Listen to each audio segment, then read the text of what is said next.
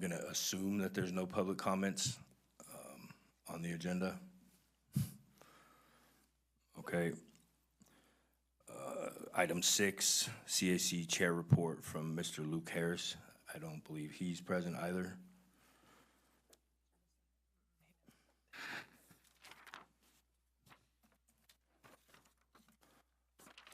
Agenda item 7, the consent agenda.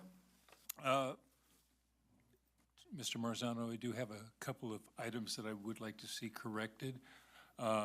First of all, in the minutes for the SELP board meeting for 3/27/24, on the attendees, let me pull that up for a second. On the attendees, it lists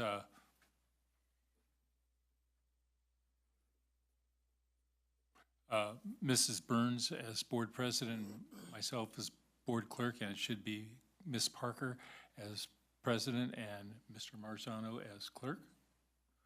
I'd like to see that changed. And also, coming down on the voting on the consent agenda, on item 6, counting up the number of yes votes, it was 6-0 rather than 5-0 as it states. So I'd like to see those two corrections. So do we have you motion to pull the minutes and then request that they be adjusted, or do we approve the whole consent agenda requesting there be correction? So you can do it one of two ways. You can pull them and they can bring them back in June, or whoever makes the motion just makes the motion with the corrections that have been recommended. So it's safe to assume, Mr. Whitaker, that I will make the motion jump on that motion. Yes, make the motion to approve with the corrections that I stated. I'll second. Motion by Mr. Whitaker, seconded by Mrs. Burns. Roll call vote. Mr. Crow. Yes. Mr. Whitaker. Yes. Ms. Burns. Yes. Dr. Gibson. Yes. Mr. Critchfield. Yes. I also am an aye. That's 6-0, 1 not here.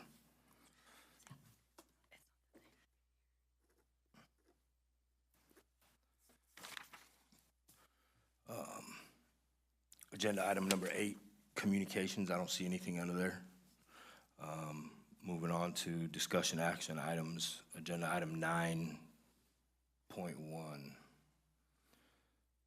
Public hearing, 2024-2025 Amador Selpo Local Plan.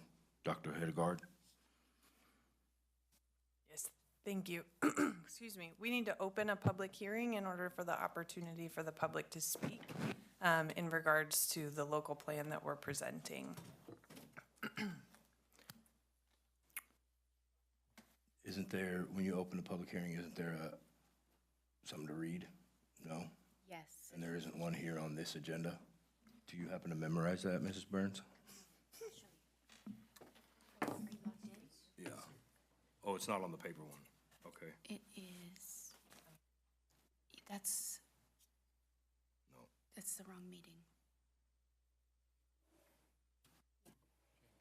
Yeah. It's right there. Okay. If you click on SELPA.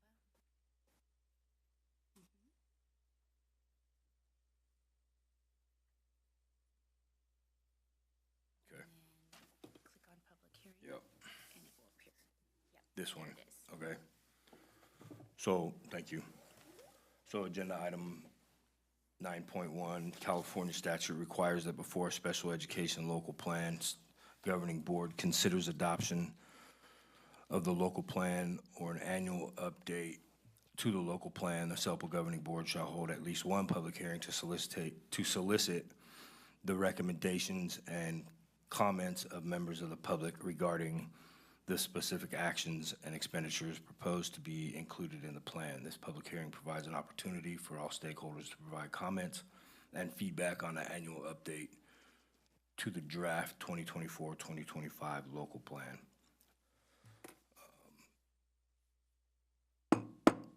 Open public hearing. No public. Close it.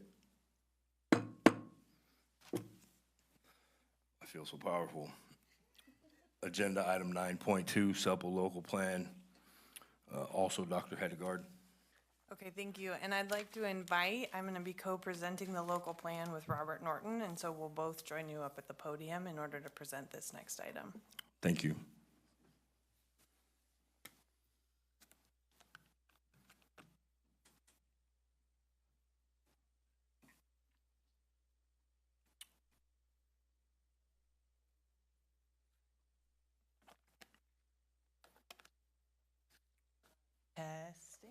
Testing. Okay. Good evening, SELPA Board. Thank you for having us this evening. I am very pleased to be able to present to you the local plan for the 24-25 school year. My name is Dr. Sadie Hedegaard, and I'm your Assistant Superintendent of Special Education and SELPA Director. With me this evening, I have our Director of Finance, Robert Norton, and we have collaborated closely in order to provide you with the documents. Of course, as I know you are already familiar, one section is heavy on budget. So next slide, please. I'd like to start just with an overview, next slide, of the local plan and its requirements. So the IDEA, the Individuals with Disabilities Education Act, does require that every SELPA have a local plan in order to provide transparency to its community. So the local plan that we are sharing with you this evening is on behalf of the county special education local plan area, the Amador SELPA. Excuse me. The allergies this time of year. And so there are very specific components in a local plan that are required and outlined by the California Department of Education. Next slide, please. Oh, thank you. The components that are required are up on the slide. They do include contracts and certifications, governance and administration, an annual budget plan, and an annual service plan. Every 3 years at minimum, it's expected that Section B, the governance section, be revised. But every year we will be presenting to you the annual budget and the annual service plan. For providing transparency to our community in regards to this process, we draft the changes, we present it for viewing. This year we had the draft presented on our special education department website. We advertised it by creating a posting and posting it at all of our schools to invite the community in order to be able to provide feedback in regards to the plan. We also presented it to our community advisory committee partners and obtained feedback from them as well. We had the public hearing this evening for that, and now we're coming forward and asking to finalize this going into next school year. Next slide, please. So I just briefly want to go through each of the sections. As you can see, the actual document itself, while it's intended to provide transparency to our community, is not always the most user-friendly. So in general, the contracts and certifications section, next slide, please, notates the specific sections that will be updated in the document for the year that we're presenting it to you. It highlights and lists the dates for public hearing. It also specifies the governance board, your participation and what that looks like, and then also just our local collaboration. It's where there's formal signatures that we submit to the Department of Ed, etc. Next slide, please. Now the next section, governance, and we can move on to the next slide, is more of the meat of our actual policies, procedures, and processes. And as I already mentioned, it has to be updated a minimum of every 3 years. This is actually, you were brought this section last year as required by the Department of Ed because they have new templates that they're using. So all of the SELPAs across the state are going through a process in order to update the governance section. There was a small group which Amador was included in last year, and now the rest of the SELPAs actually are doing it this year. And so part of bringing it back to you this year is because after it was submitted, the Department of Ed reviews it and provided us with some feedback. And what they said was that their feedback needed to be integrated within the next 3-year cycle. My leadership style, I just like to make sure that we get it done. And so I'm presenting it to you as well as expanding on a couple sections in the governance section itself. And I've highlighted there the specific feedback that was provided from the Department of Ed. Next slide, please. Of course, this also highlights the governing board, your role, the critical functions that you play, and describes how there's the relationship between our county office board and our unified district. Next slide, please. And then it goes into quite a bit of detail outlining the relationship between our board policies, the administrative regs, and then also, which I'm excited to be able to highlight again, our procedural guide, which has been established and now is available on the Special Education Department website. And so it is to say that then in the governance, how we are driven and directed through board policy, admin reg, but then have procedures in order to meet the compliance for state and federal requirements regarding special education. Okay, next slide, please. So now I'm going to transition it over to Robert. Okay, so section D of the SELPA plan is the annual budget plan. And go ahead and go to the next slide, please. And so with any budget that's prepared for a school district, it is really based on the most current information that is available. The SELPA budget plan was put together back in March. And during that time, we had a different COLA than we now have with the May revise. So this particular budget plan was based on a COLA that is 0.76 as opposed to what it is now with the May revise over 1%. So from the revenue side, that's what we have that there. These have then been adjusted now with the May revise. We have the budget that Mr. Critchfield will be presenting later this evening with the district and the county office. And then for other federal or other funding sources, we actually go off historicals, and that predominantly comes into play with federal sources. In most cases, we don't find out what the federal revenue dollars are going to be until after the fiscal year starts. So we're going based off of old information. So we use our best information that we have available, knowing full well that things are going to change once we get this going. Expenditures, we really look at current staffing levels. What do we have? What are our needs? Historical expenditure trends. We've been spending more on services, so we have an uptick there in what we've done. And basically just any estimated priority changes that we have as a department. Next slide, please. So when looking at special education funding as a whole, AB 602 is the state aid that comes through basically a formula. There is a COLA aspect to that, as well as ADA and other targets that come through play more so with special education. You have other state sources beyond AB 602, which are programs such as workability, infant funding, mental health initiatives.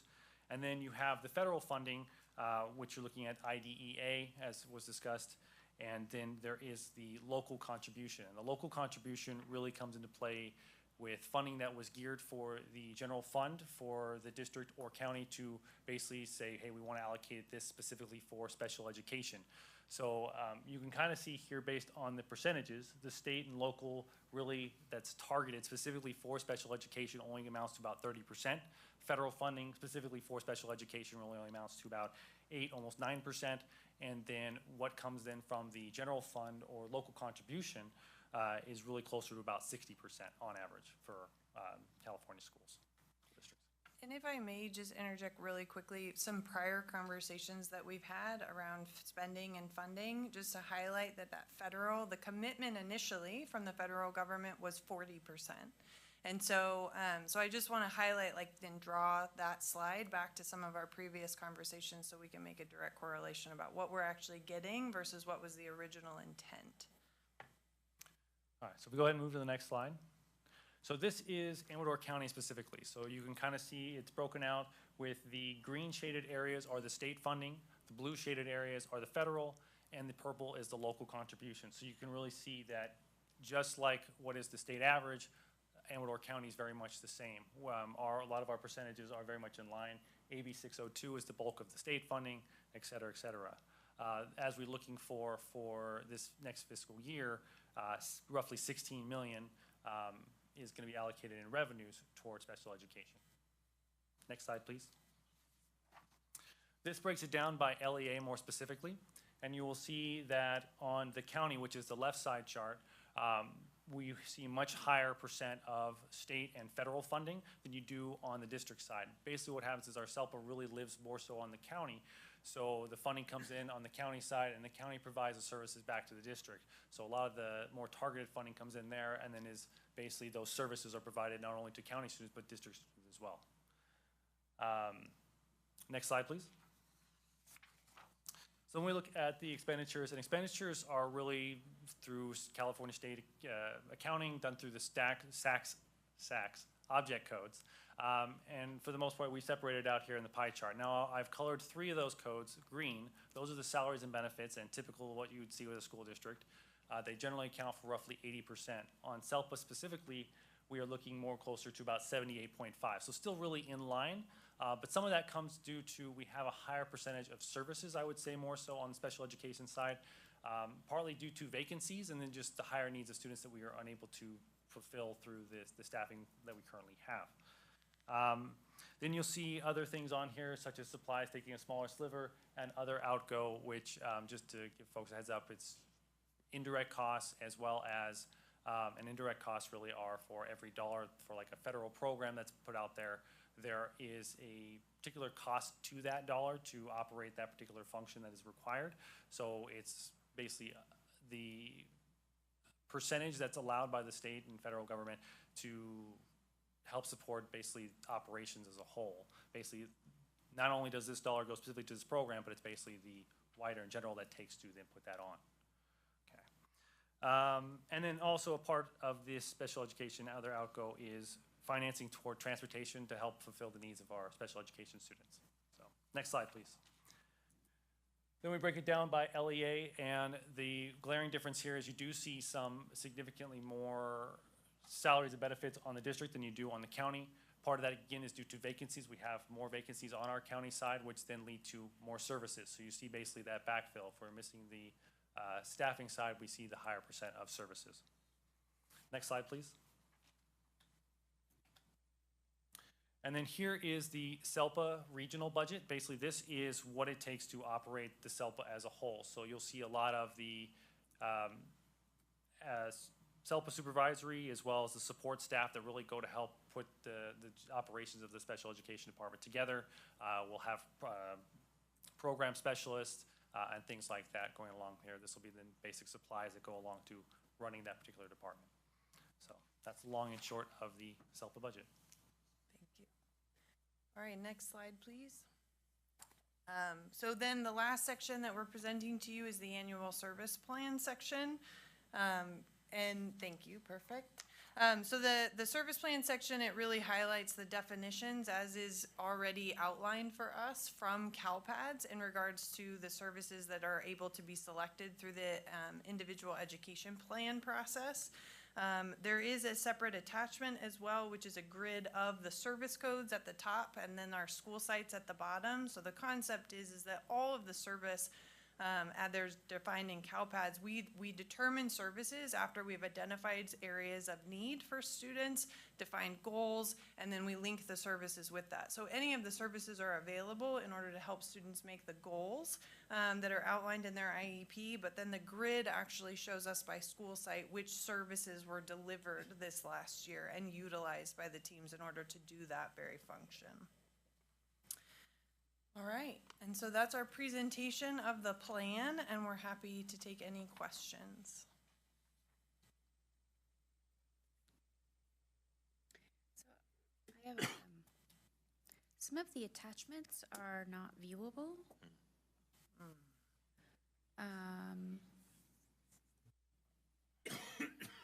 So we use very specific PDFs from the Department of Education, and sometimes when they are carried over, depending on the process, they can have an issue with that. So if you can't view them, it could be your browser, or it could be then the way they were uploaded. Yeah, I'm not sure. What browser are you using? 1, 2. Yeah.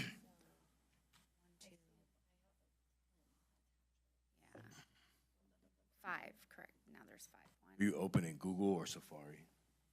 I'm in Safari. Might want to open in Google, 5. I have 5 of them. but I'm opening Google and I can't open 3 as well. Okay, so then it's a problem.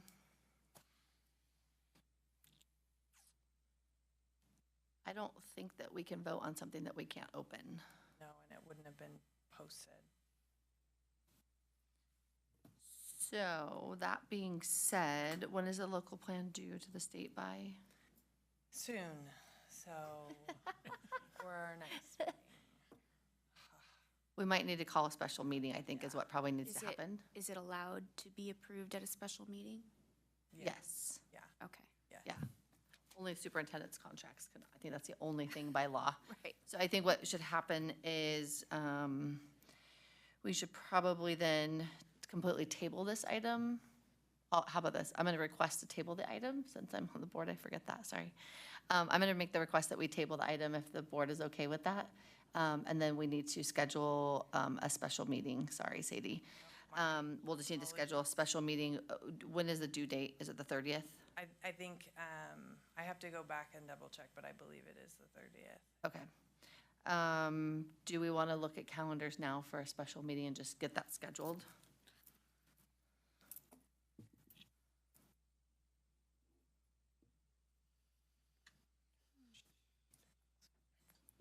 How far out do we need to go? We have until the 28th technically. She has to have it submitted, I believe, by the 28th, correct? Let me go back. How long does the special meeting need to be posted? We can do just 24 hours. Okay. While you're going back, I do want to compliment you on your graphs and everything. I think the color usage was great to help understand it. It made it very easy for me to understand.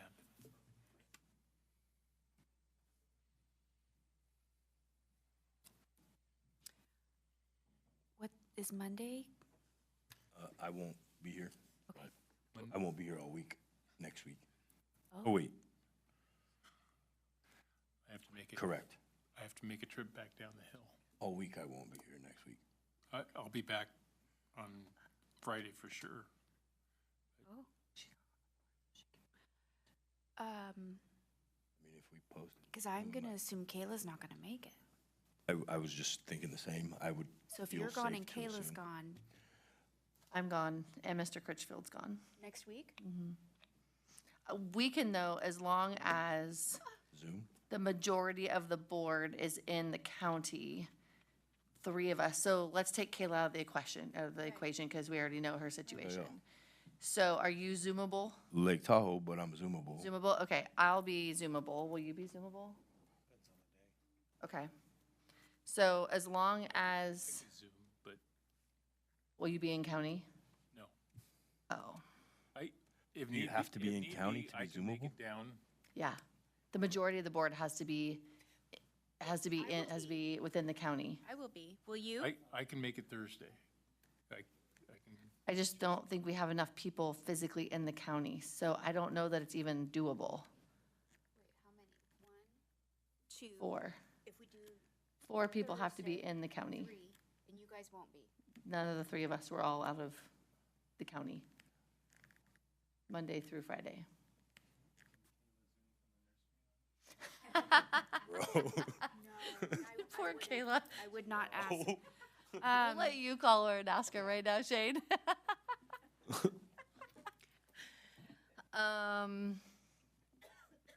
Is there a way, Dr. Hedegaard, is there a way that we can get an extension from CDE to July 24th? I can contact them and request one. I think that's what we should do. That's gonna be our best bet. Worst case scenario, I mean, at the end of the day, the worst case scenario is they say no and we do it, and it is what it is. Like, there's not much that they can do if we don't have a quorum. And I think we have to have a quorum for Brown Act. So I think we're better off being late to CDE than we are violating Brown Act for all the right reasons. So I would say that we table this item, we schedule a SELPA meeting for July 24th at 5 PM, and we'll just attach it to that meeting. Actually, you guys are gonna need to have that meeting, or have, I'm gonna put this on the record as well.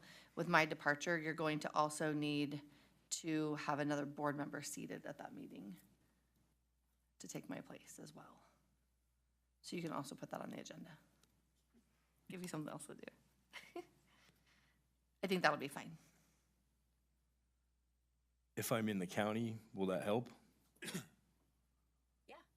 Um, Will Will I be the lucky number 4? Are the And I four gotta of you? still be Zoomable. Yes. I could drive down, you know, I'd have to, I could make it work. We would be very grateful. I will make it work. Yes, Okay, as shall I. okay. We can Zoom? You'd have to Zoom as That's well. fine, totally. Yeah. Only like 40. She's gone too. I'm 40 minutes. We're all gone next week. I'm I 40 mean, I minutes will away from the county Zoom. line. I could go to Kirkwood. Doesn't- She's like, I'll Zoom That's what from I the was thinking. airplane. You Yeah. could Yeah. go to Kirkwood and get a Wi-Fi. Yeah, I could go to Kirkwood. Okay. Oh, that's true, right Yeah. across. Ooh, I thank you. think that'll work. Thank you. Thank you. Let's do this. Let's plan for, okay, do we want to try and pick a date? And let me just, I'll text So- Michelle right now just to triple check. Jim said he could come down on Thursday. Thursday would work best for me, but I could do it. I don't care, whatever. Will that work for you gentlemen? Any day's fine, as long as it's We Zoomable. do it in the morning. Sure. You can say no, it's okay. Depending upon my drive time, because you give me a time and I'd have to figure 3 hours drive time to get back to the county.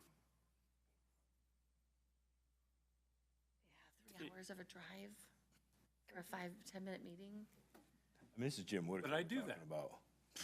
What's that? I said, this is Mr. Whitaker we're talking about. You are a superhero, sir. I'm flexible. Absolutely. I don't care, whatever you guys want to do. I mean, another option is that Dr. Hedegaard could turn this into the state saying it's yet to receive SELPA approval based on certain circumstances, and then we approve it officially July 24th. Is that bad?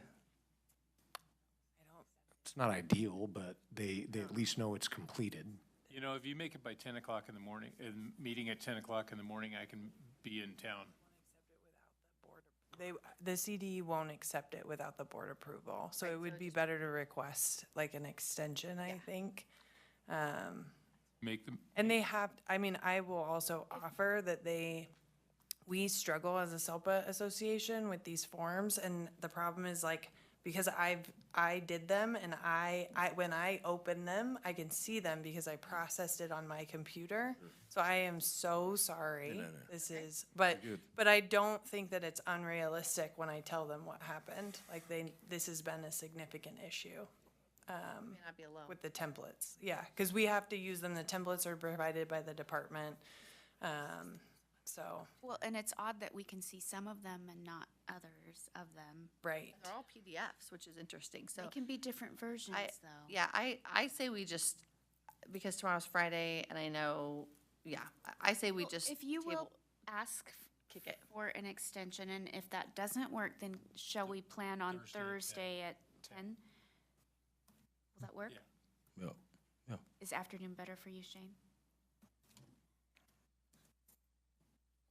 I'll make, Everybody's trying, so if you can't make 10 work, I'm just saying that's as There's soon as 5 of I us. could be here.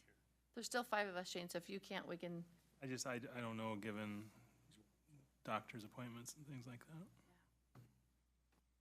oh, that's true. But I will do what I can to make it work. okay. I think we're gonna be okay with an extension anyways. I just text our attorney, so we'll see. Stay tuned before we leave tonight in the other meeting. If we have to, we'll figure something out if we do need to schedule something for Thursday. And that's good to go, Dr. Hedegaard? Pardon. We're good to go with Yes, tabling this, correct. and then figuring out, communicating as we needed. Yeah, so we'll table it. I'll follow up with the Department of Ed, and then I'll communicate out whether there's the concern and it's necessary for the meeting on Thursday at 10 a.m. Okay. or shortly after. Does anybody want to make that motion? I'll make the motion to table for the formerly discussed concerns. I'll go ahead and second. Motion and a second. We're going to go ahead and do roll call. Mr. Crow? Yes. Mr. Whitaker? Yes. Ms. Burns? Yes. Dr. Gibson? Yes. Mr. Critchfield? Yes. I also am an aye. Passes. We'll stand by for further instruction and information. Are there other items that are Oh, that's good. attached to this? No. Okay. Carry on. Not moving right along. Agenda item 9.3, 2024-25 staffing updates. This is a discussion only. Dr. Hedegaard. Thank you. Yes, as we have done and just created as a commitment to including this information at all of the agendas, this is a reflection of our anticipated vacancies going into the 24-25 school year. So just for information, but making sure that you know that what we're anticipating as of this date, and that, you know, we're actively, kind of as was described by Mr. Norton in the budget section, we are actively working to establish contracts, understanding that contracts with non-public agencies that are in person are preferred, even in our rural community. And so, yes, just happy to answer any questions, but want to make sure that then this was included. Thank you. Do any board members have any questions regarding this agenda item? Or concerns, or I do. Mr. Crowe? No, no questions. Mr. Whitaker? No. Ms. Burns?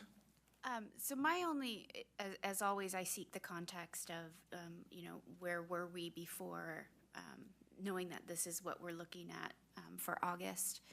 Are this number of vacancies, did we carry this many all through the year, or like, is it higher or lower? Can you give me some? Yes, that's a great question. I would say that the number of vacancies for the mild to moderate teacher has increased since the last report that I provided, because we did have some staff that made different arrangements for next year for a number of different reasons. But that is the main number that has adjusted. We did also have a adjustment in our speech and language. We had one of our staff members that made a different arrangement as well. And we are still looking at always monitoring. So part of this is full-time equivalent. This is full-time equivalent that's being provided to you. So part of this is driven by what we refer to as caseloads. So for example, a caseload for a mild to moderate teacher would be expected to be 28 students to 1.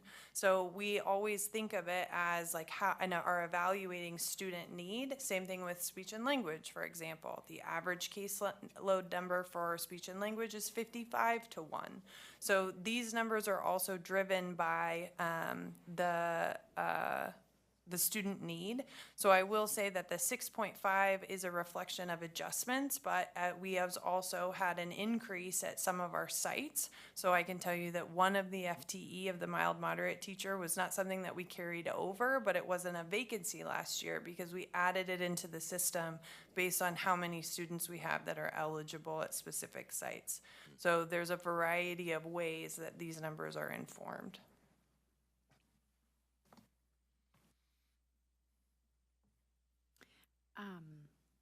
Do we have any hopes for filling any of those? How's that looking? We do have hopes always. I'm very appreciative for the partnership with Human Resources in regards to the recruitment and efforts. We're also trying to really market ourselves to our community around retention and how we're going to be making changes into next year as far as to better support staff. One example, for just, you know, the sake of examples, is that we're revising our meeting structure for next year, so we truly have one monthly staff meeting that then will be professional learning will be put into that. Our teachers are always asking for more training, and so finding time in order to have job-specific training for special education educators is so critical. So we are also, in particular, are having conversations with a number of our classified team members about their interest in potentially becoming a teacher. And, you know, identifying those that have an interest but also have a bachelor's degree, that also, you know, and in addition to the agreements that have been presented through San Joaquin Teachers Training and also UMass University, UMass, what was previously Brandman. We're having conversations with the Sacramento County Office of Education in order to understand more about their teacher residency program. So it's again a multi-pronged approach of looking at, we would love for the ed join postings to be filled, but also understanding that in our community, we're going to need to invest in our own team members in order to make that happen. So those are some of the efforts that we've been putting into to really support recruitment and retention across the board. Well, thank you for that. Definitely appreciate it.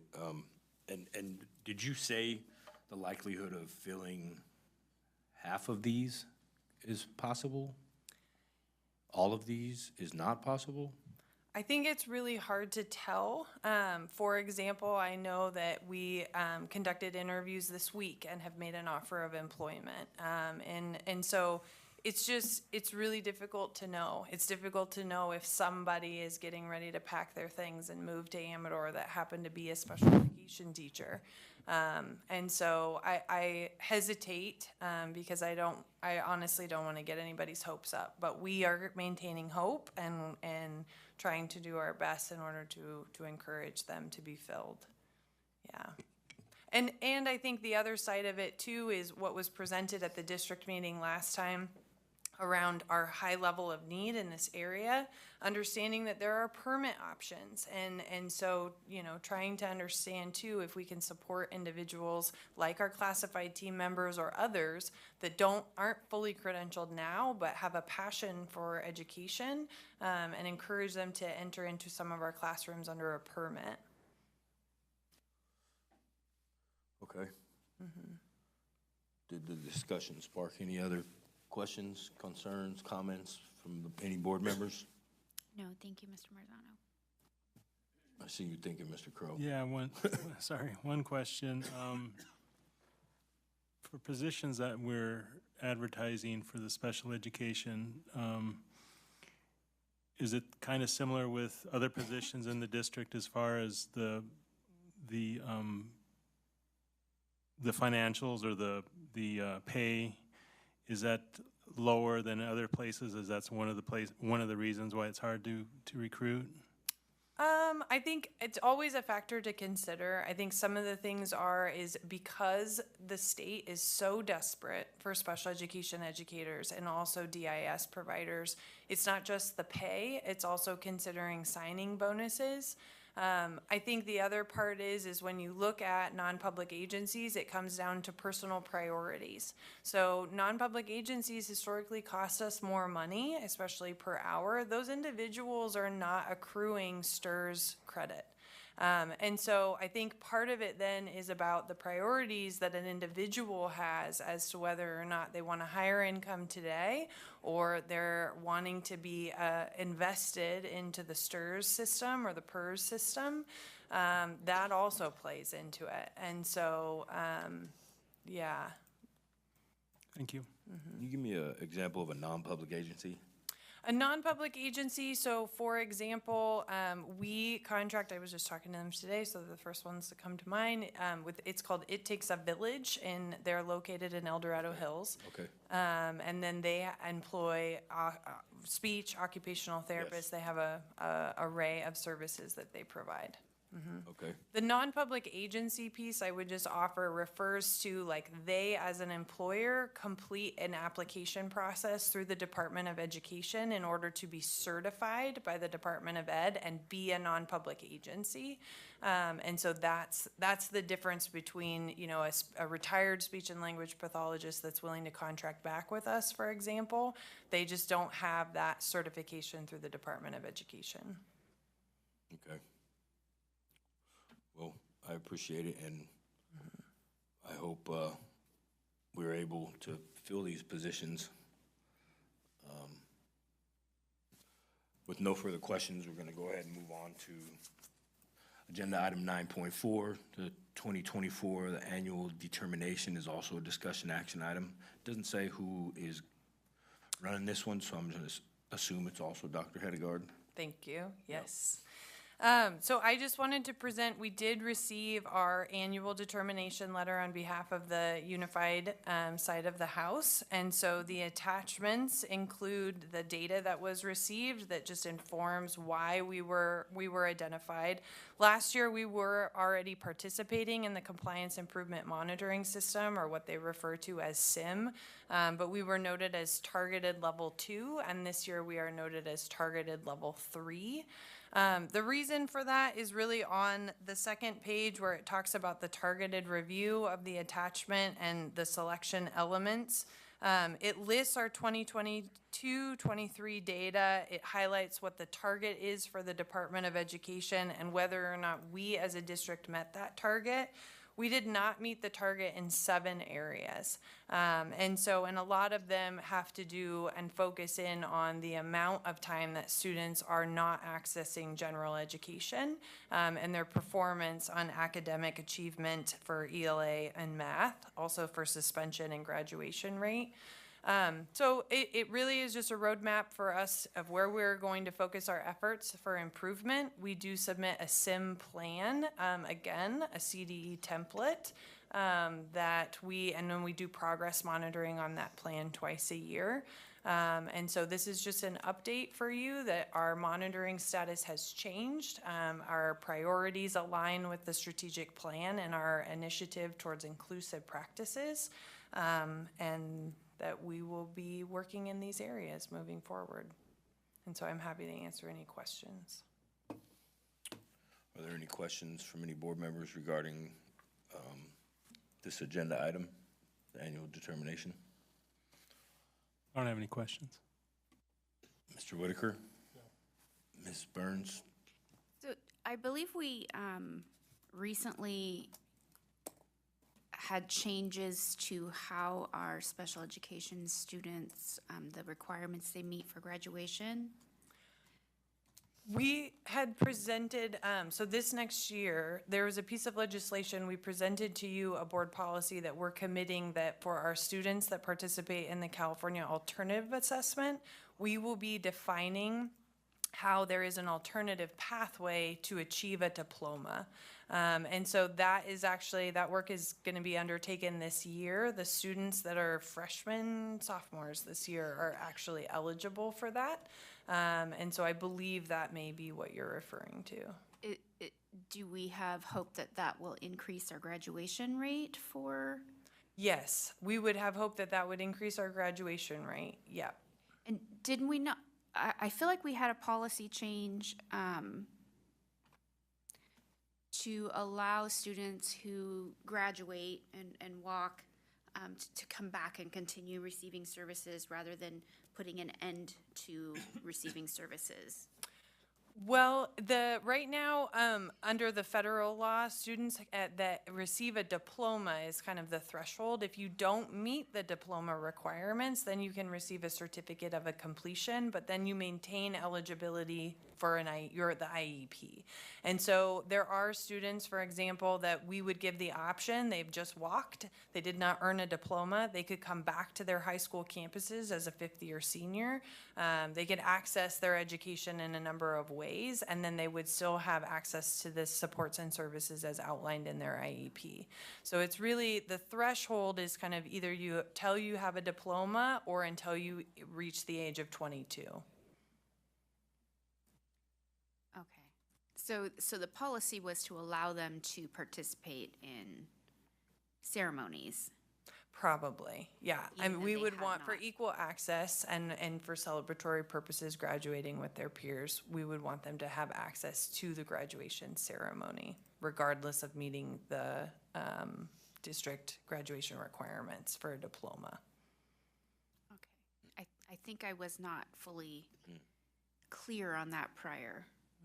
Do you recall what I'm talking about? I do. I feel the same as you. Okay. So I misunderstood initially. I did as well. But your last sentence of 18, or no, 20. what did you say? 22. I remember Yes. saying that, and I feel that that is what made me believe what I'm thinking, which I think is what she is thinking as well, that they still receive services until 22. Regardless of. Regardless. Diploma or not. That's what I thought. Yeah, but you're saying no, they technically don't have enough credits or they don't qualify to receive a diploma yet, but they get to participate with their peer group. Correct. Okay. Because I feel that we've spoken in other forms regarding certain things, and this was maybe a case or a situation. I don't know. I'm just thinking out loud. Well, I guess understanding this better now, my first question would be, would a student without disabilities be allowed to participate having not met the requirements for graduation for the same reasons?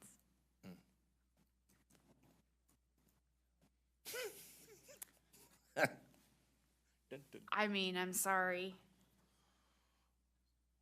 My brain connects things sometimes very inconveniently. No, not inconveniently. Ask your question one more time. Okay, so having just clarified with Dr. Hadergaard that a student with disabilities who does not meet the requirements to receive a diploma is now encouraged, I would even say, to participate in graduation ceremonies and then come back and continue working towards their diploma.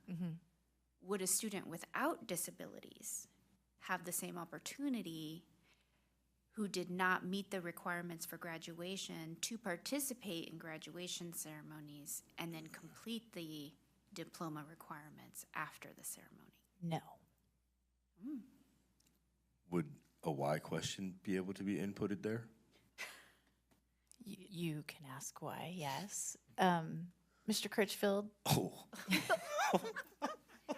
It's like I can. I acknowledge that this is an uncomfortable discussion. very. I do. I can answer this and make it not uncomfortable if you guys would like. Or I can You just are, let- you guys, I don't mean to put you on the hot seat. It's In okay. any way, shape, or form. No, it's a great question. So essentially what it boils down to is there are laws around special education that require that districts allow students with IEPs to have that option. General education students do not have those same requirements by law. I'd also like to add, as a former high school principal, it is an incredible motivator to get them to earn their diploma, to say you have to have it to participate in graduation. And we would leverage that every spring, because typically by the time you get to spring, all of the students there have been on a path to graduation, or in all likelihood, they would have ended up at our credit recovery school, Independence High. And so now it's more, you can do this, like you gotta actually do it. And so I found it as a great motivational tool to get a student to the finish line where if they could participate anyway, even being short credits, then you don't have that motivation. I'm going to throw this in there now, chime in. You have, obviously, the students with IEPs. That's what we're talking about. What about a student with a 504 plan? Well, those are general education students with a 504 plan, and so they would fall under the The hammer. The general Correct. ed. Okay. Yeah, and in the 504 plan, it would have to specify that that was part of their 504 plan. Yeah. It's complex. Those are great questions. Thank you for the clarification. I love that Mrs. Pichette went straight to Mr. Critchfield. He loves those questions. This is my favorite last board meeting ever. I appreciate that as well. Thank you for the lively discussion. I have one Call that the question. assist. One question. Are there programs in the county for students, former students, I guess, beyond 22 years of age, so that they still have resources? Adult education. Yeah, are you talking general ed or special ed? Special ed. So our adult education program is available to students that had IEPs. So that is one option for them. We also partner for our students that have more significant disabilities. We partner often and are building our relationship with our regional partners. So like regional services, for example, Valley Mountain Regional Center, et cetera. So we definitely want in that post what we refer to as that post-secondary exit IEP, regardless of what stage they're in, to outline then and have those partners be at that IEP meeting and move that student into then what adults looks like for them individually. I wonder, you know, kids that are in school up till 22, they get to 22 and their whole world changes, so hopefully there's something to help them. And a lot of it does depend on the planning that's already taken place within the family. So really bringing in the family and as partners, and whether or not, for example, those individuals are adults, making the decision as whether or not conservatorship is appropriate for the family in those cases. And that's what is really powerful and necessary about an individualized plan, is that the circumstances just vary from person to person and what is right and how they're handling those really critical transitions. Is the ARC one of the regional programs? Yes. Have you guys heard of that? Another one. The ARC? Yep. Okay.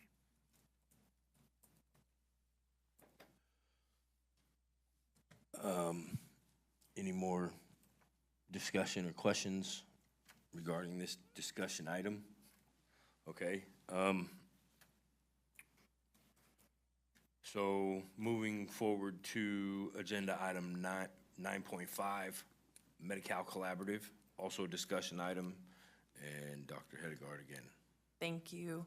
This is just a highlight under the Medi-Cal dollars that we do receive as far as like reimbursement for the services that our staff are providing. I just wanted to highlight, again, the collaboration that's happening with our finance team and the business office, but that we have established a collaborative, which I understand has existed in Amador previously, years ago. And so we have established a collaborative that has a makeup of individuals within the special education department, but also community members. As I mentioned, first five, Nina Machado has been an amazing partner and is there, as well as public health. And so the team this year has met 3 different times. They finalized guidelines that would inform their work. This information is posted on our SELPA website. And also part of the intent, as the guidelines highlight, is that some of the monies would be set aside in order to be given back to the employees that are actually, through their services, obtaining the funds. It's often our occupational therapists, health services, speech and language, and a little bit of our school psychologists. So a portion of that, specifically 25%, would be set aside for those individuals to be able to solicit how they would spend those dollars. Oftentimes what they'll do is they'll purchase things like assessment kits that are not commonly purchased by the department that they feel would add benefit, or to attend conferences, to invest in their own professionalism. And then the other 75% of the monies is actually, the consortium has developed a process by which we can solicit from the community and it has to benefit our students, but projects or purchases of equipment and materials that would be beneficial. So we're seeking input from our community in regards to how to spend those dollars. There is an application online. We've developed a budget proposal if it's a larger project. And so we'll be working closely with Haley in order to market this for next year. But I just wanted to celebrate the progress that has been made and also highlight the hard work of the collaborative, and then that will continue into next year. Any questions, comments, concern from any board members? No? Okay. Going down to, it's item number 10, which is the next meeting is Wednesday, October 9th, 2024, held here. Can I just give a quick update so we can get it in the minutes? Yes. Ms. Des. So I did this, I got up because our legal counsel called and she said to just notify the state tomorrow that we will be late and they'll have it at the end of July and explain why and put it in writing. She said, we'll be fine. So we don't need to. Correct. Okay. Nobody needs to travel or drive or get to the county or whatever. Zoom, Yeah. whatever. Yeah, we're good. So July, we'll just, there's no we, sorry. They will just do it July 24th. Do you want me to call Kayla and tell her she's good? She doesn't have to worry about it? Yeah, Okay. since you were going to call her for the nursery. Right.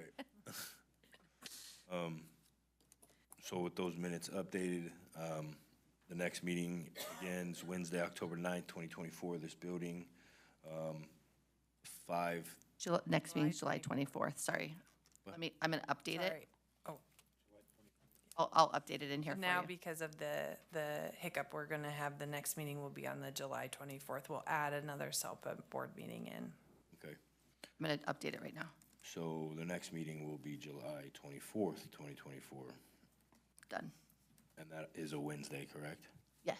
Yes. All right. And 5 p.m., 5:30 p.m., 5 p.m. 5 p.m., July 24th. And that's it. Meeting adjourned. Okay. We're going to call to order the Amador County Unified School District Board meeting. We have 4 board members in attendance. Ms. Parker is home. So do we have any public comment on closed session? Okay, we have no public comment. We are going to retire to closed session, and we expect to be back at 6:30.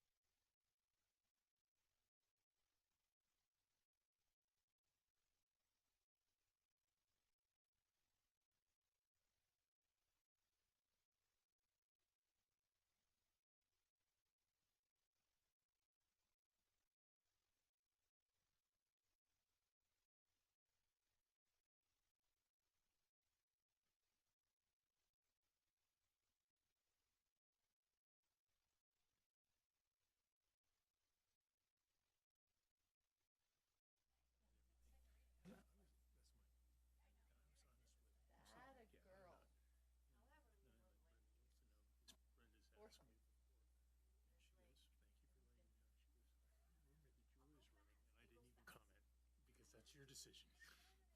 I guess I could still. I will tell you that, yeah.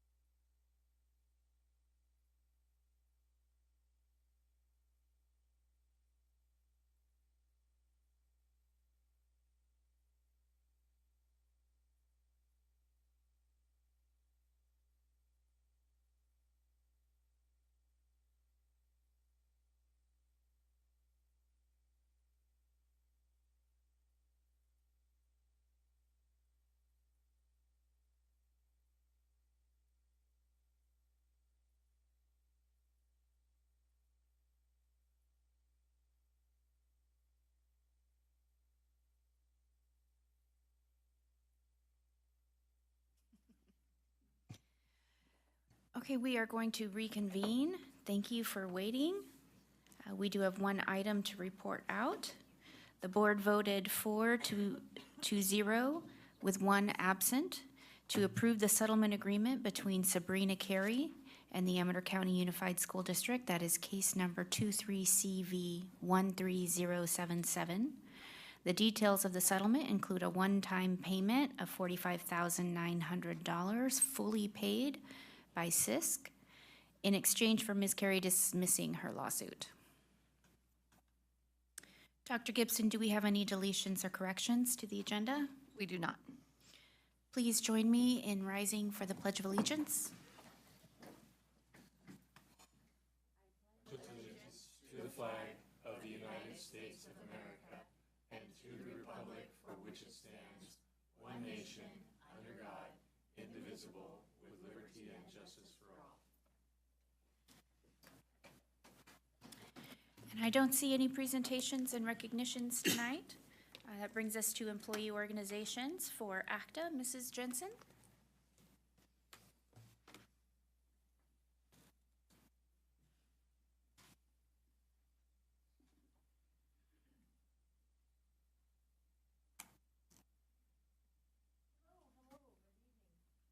Board of Supervisors, Dr. Gibson, members of the cabinet, and friends and families that are visiting and watching along. I, last time, kind of stumbled over this, and I wanted to make it understood that we have a tentative agreement about a settlement for the salary negotiations, and the term will be, Jared will probably speak to it too, the term will be until June of 30th, 2025. The salary increase will be 4.75% ongoing, and $45 per hour was the previous hourly rate, and now it will be $51.85 per hour.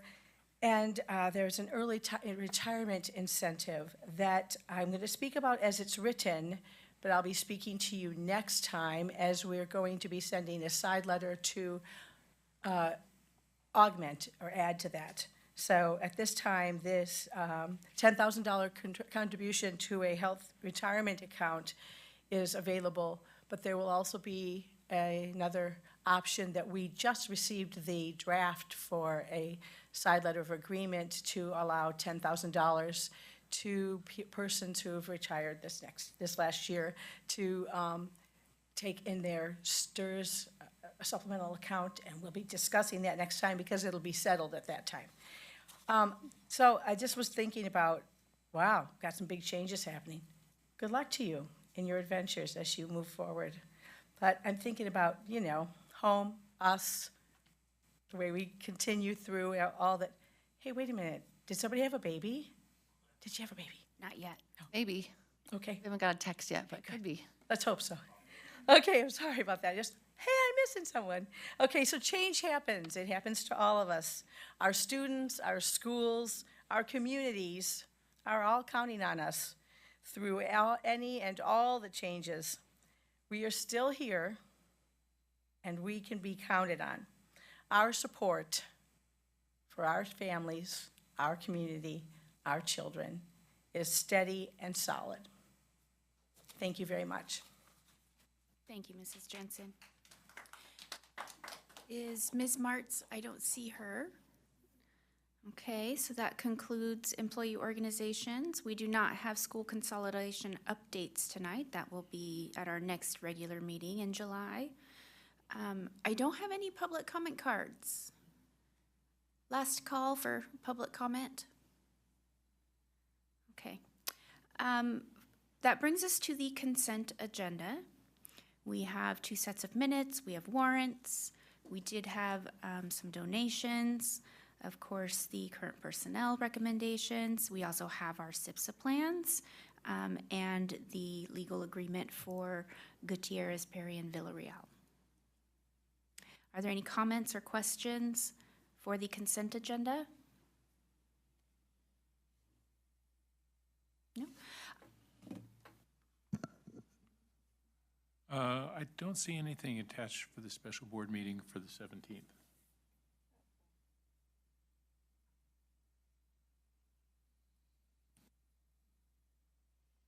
Okay. Hold on just a second. I'm just checking to see if it didn't.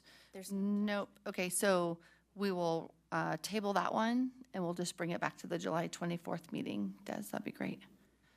Sorry about that. Okay, so I actually have a comment on the personnel. Dr. Gibson, we got you a card, and while these are beautiful and from Gordon Hill, is my favorite florist. These are actually for you.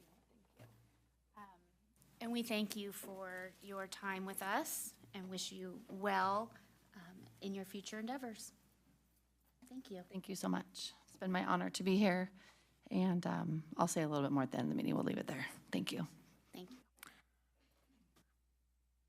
I move that we approve item 13, the consent agenda, with the exception of 13B, the special board meeting minutes. Thank you, Mr. Whitaker. Is there a second? I'll second.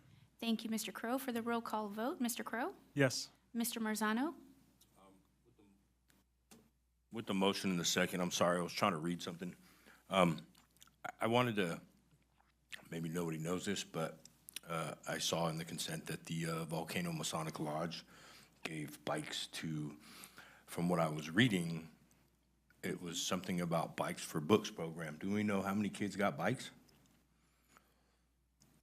I do not. Okay. But I don't know. I know it was a large number because I know Haley did something online, but we can get you that information. Oh, it was on Facebook? Mm-hmm. Okay, It was on our social media page. It was a little while ago, I believe. okay. But we can get those details for you. Well, Mr. Critchfield can I'll get look you on those social details. media. I just think that's pretty cool and appreciate them doing that for them. The upcountry kids, if they do have the ability to ride a bike. I'm an upcountry guy, it's very difficult, and if they find a neighborhood like my street, you know, we encourage them to because we know how hard it is for kids to ride bikes up there. So that's pretty cool. I thank them very much for that. I vote aye. Thank you, Mr. Marzano, for the call out and the vote. Mr. Whitaker? Yes. I'm also a yes. Okay, we do not have any communications tonight. It brings us to our first discussion action item, which is me. We're going to do a verbal summary of the financial terms. Give me 1 minute while I pull that up. Okay, the board will consider approving an employment agreement for Mr. Jared Critchfield to serve as the interim superintendent of the district for the 24-25 school year. A summary of the financial terms are as follows. The base salary of the interim superintendent will be $215,000. Upon the termination of the agreement, Mr. Critchfield will return to his deputy superintendent position for the district and county office. Mr. Critchfield shall receive a $500 per month automobile allowance for travel within the district. Mr. Critchfield shall be reimbursed for mileage for travel outside of the district. Mr. Critchfield will receive the health and welfare benefits provided to all certificated administrators. Mr. Critchfield will receive a master's stipend of $1,408. If Mr. Critchfield is appointed as county superintendent, Mr. Critchfield will receive an additional 15% of his salary for work as county superintendent. That brings us to the next item, which is review, discussion, and approval of the interim superintendent's employment agreement. So it is attached for review.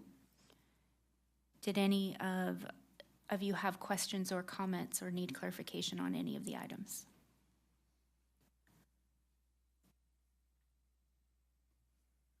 I have no questions.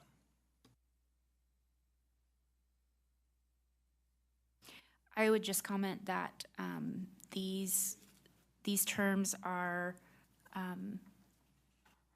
identical nearly as to the ones that we have in the standard superintendent contract, with the exception of the returning to the former position, obviously, and the master stipend is the same stipend that is afforded to all of our certificated employees. So these are just extensions of those same benefits that all of our employees receive. If there are no... I have a question. I don't think it's,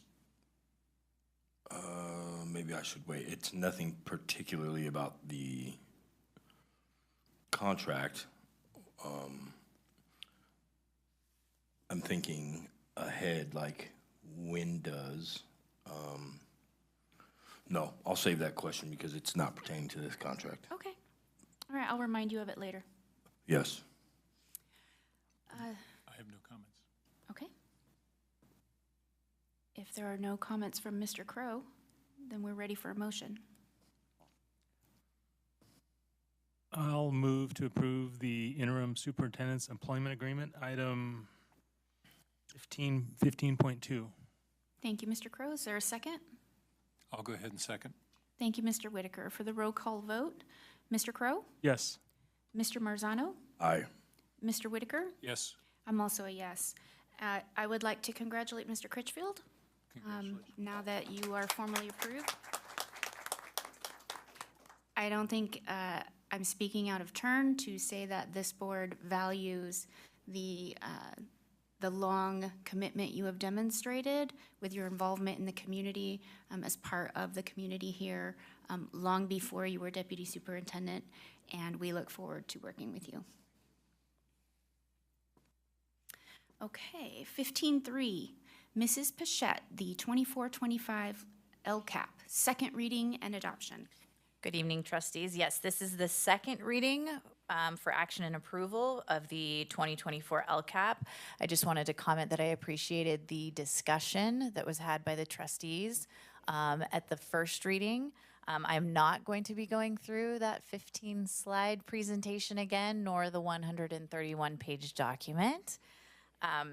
But I will just like to notate that the next step, if the board chooses to approve the 2024 LCAP, is that the Educational Services Department has 10 days to turn in that 131-page document to the California Department of Education for approval. I will note that because this is the new round of a 3-year LCAP, I did pre-send that in to the state for feedback several times so that I could have it looked at and given feedback and then made changes based on their recommendations.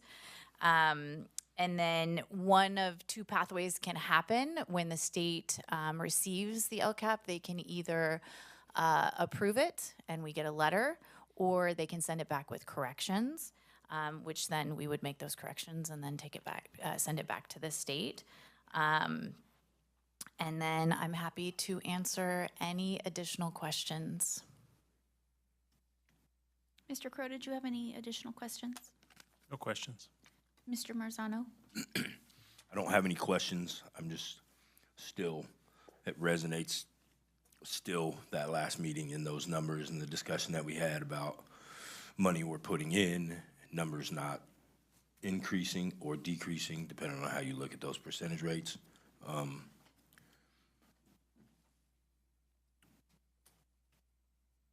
That's all. It's a lump in my throat. Hopefully we could do something about it. Agreed. No comments. All of those components are built into that strategic plan. And I know we've had long conversations in the last couple weeks post my resignation that work, the team is planning to continue all of that work. And that whole plan is designed hopefully to see improvements specifically there. Do you think, you guys are the professionals, and how I think of things is like many leadership courses that I go to in the military, when I was in the military, and it starts with the individual leadership, small unit leadership, big unit leadership, et cetera, et cetera, et cetera. Do you feel that the increasing of those percentages in a positive way means that each site level has to do their stuff, and that's what this LCAP does, is it helps the sites individually, and then the groups, and then the departments, and then things like that is?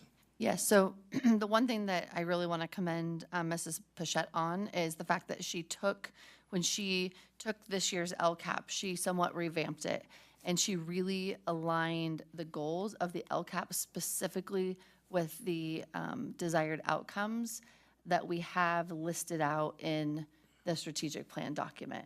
So we have goals and objectives listed in that, and those are all, that document's a living, breathing document. We meet monthly. We have people listed for accountability purpose as to who's in charge of which piece. And it's really just about, in Amador, about us really building our systems of support for students, and that's what's happening currently. I will just add too that specific to your question, when I think about these plans, they're very in-depth. It's like writing a master's thesis to get this done.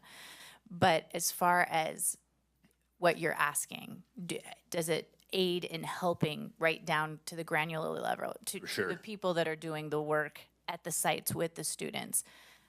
When I write these plans, I think like a teacher. I think like a parent in this district, as I have been. Yeah. And that is what I keep in mind when writing these plans is how are we helping at that level, the people that are doing the work. I appreciate the way you brought that back to me, because you told me you understood what I was trying to say at the granular level. And I think that's important. I'm not dogging on any specific site or any specific department or anything. We got to do something. I feel that we have to do something. So I appreciate that. We have a plan now. We'll see. Thank you, Mr. Marzano. No comment. I don't have any new comments, but I would, again, thank you, Mrs. Pichette, for the graphic presentation. I think that is much easier to consume. And for the benefit of members of the public who may not be familiar with how our agenda functions, the attachments for each of the items, you would have to click on the item to see the attachments that pertain to that item. And then you will see for the LCAP, you'll see two attachments. One is very pretty and colorful and easy to understand, and that is the document that Mrs. Pichette has presented. And then the 131-page document, while that sounds large and hard to consume, all of these statistics and data that you see in the shorter slides have greater context as far as what those numbers were in previous years. So you can see, are we improving? Are we slipping behind? And it gives you just more understanding on what those numbers mean. So I do encourage you as members of the public to, dig into that and take a look at it, because while some of our numbers from our testing are less than ideal, we have some numbers that are fantastic, like our college-going rate in our students with disabilities increased, and we are now reporting those numbers broken out into four-year and community college, so you can see the proportion of those.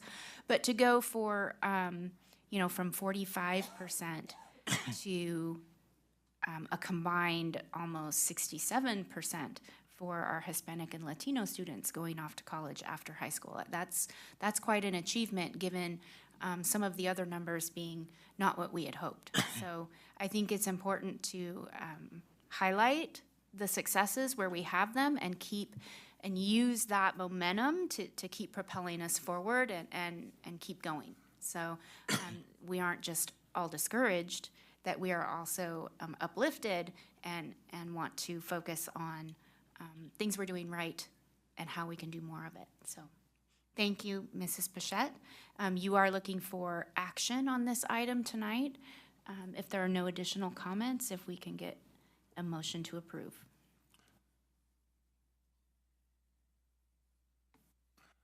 I motion that we approve the LCAP for the coming year. As soon as I find the right section. 15.3. That we have a second successful reading and that we go ahead and adopt. Thank you, Mr. Whitaker. I'll second. Thank you, Mr. Crow. For the roll call vote, Mr. Crow? Yes. Mr. Marzano? Aye. Mr. Whitaker? Yes. I'm also a yes. Thank you, Mrs. Pichette. Thank you. For the next item, California School Dashboard Local Indicators, Mrs. Pichette.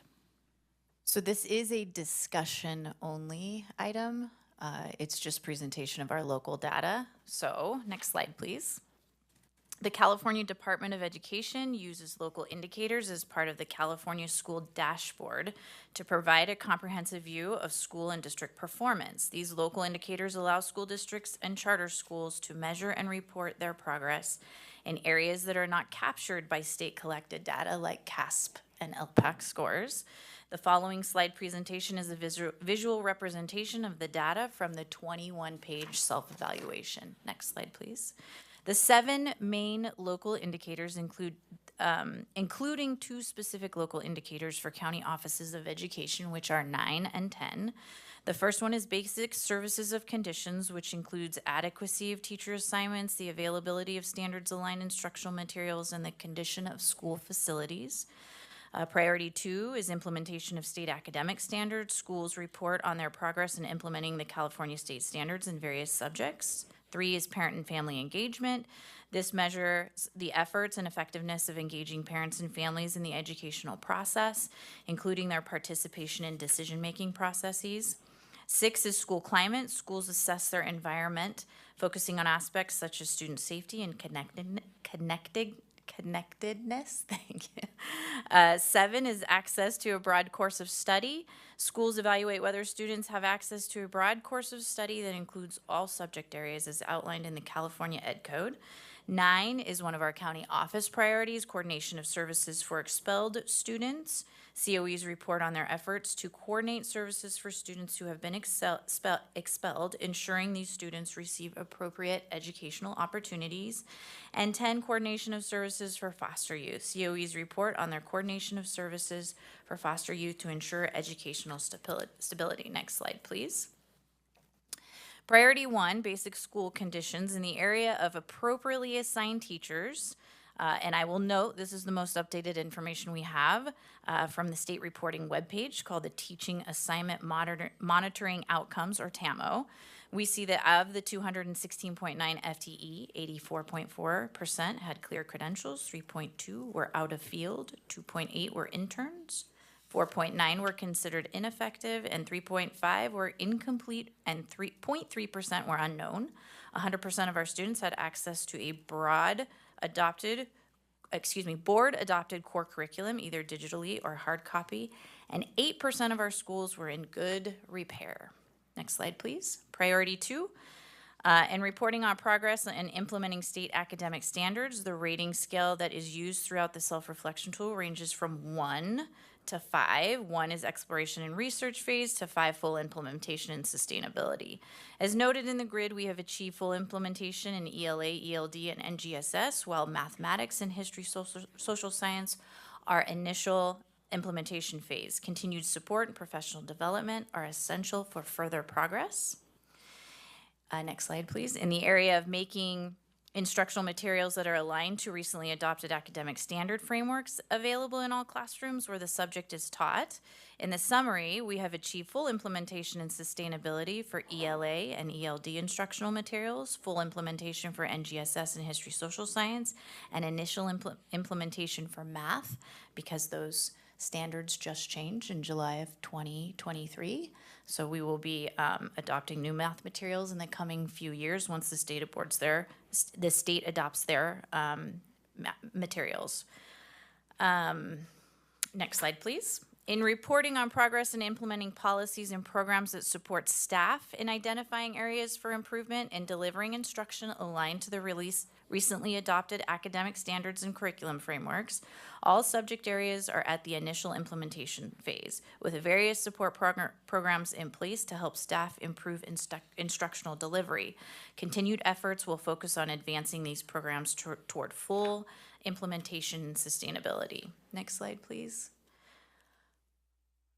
In the area of implementing academic standards for the following, all areas are at the initial implementation phase except CTE, which is at full implementation and sustainability phase. Next slide, please.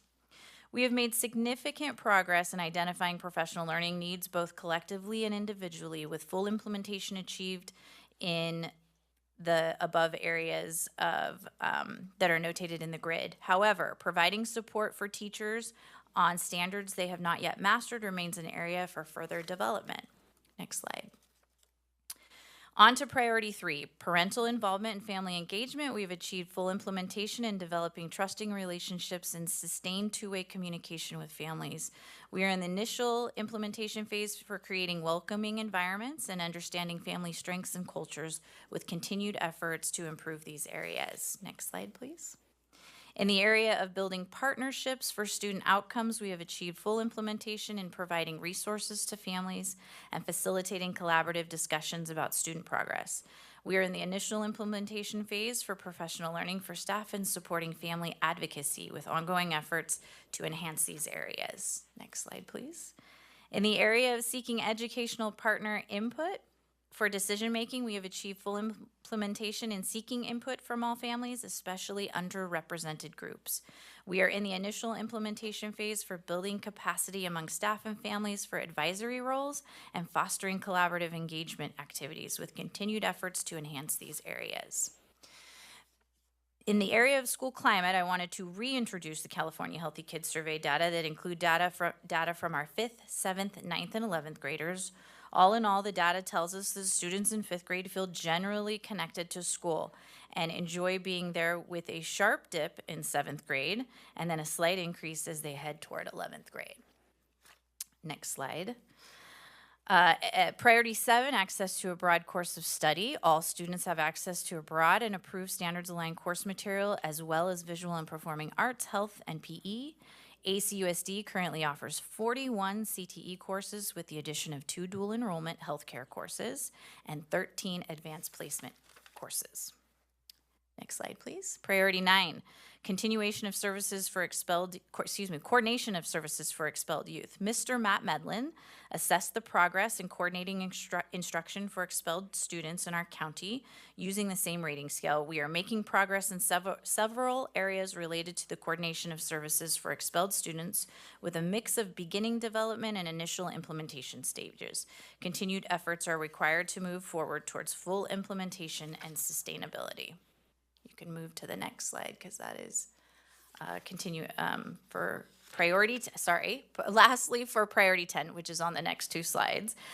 Coordination of services for foster youth. Miss Regina Helmer, our counselor that oversees homeless and foster youth program, assessed the progress in coordinating instruction for our foster youth in our county using the same rating scale.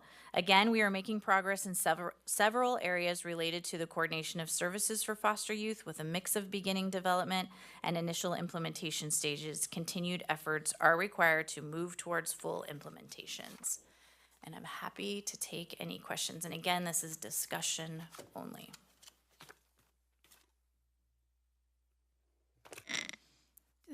Does anyone have any questions for Mrs. Pichette?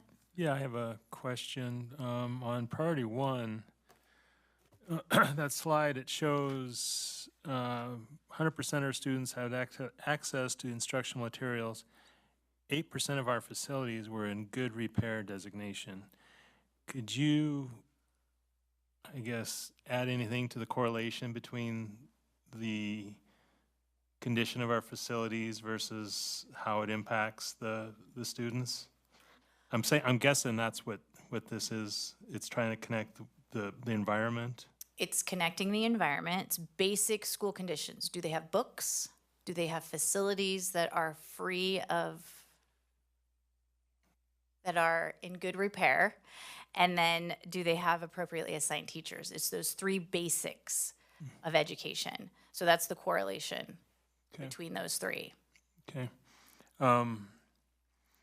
Is there data, are you aware of any data that shows how the percentage of facilities that are in good repair, how that, if that's a higher percentage, is that? Well, that site is Independence High School. Okay. We have one site that was rated by our FIT inspection as in good repair, and that was Independence High School. And that was the only one? That was the only one. Okay, thank you.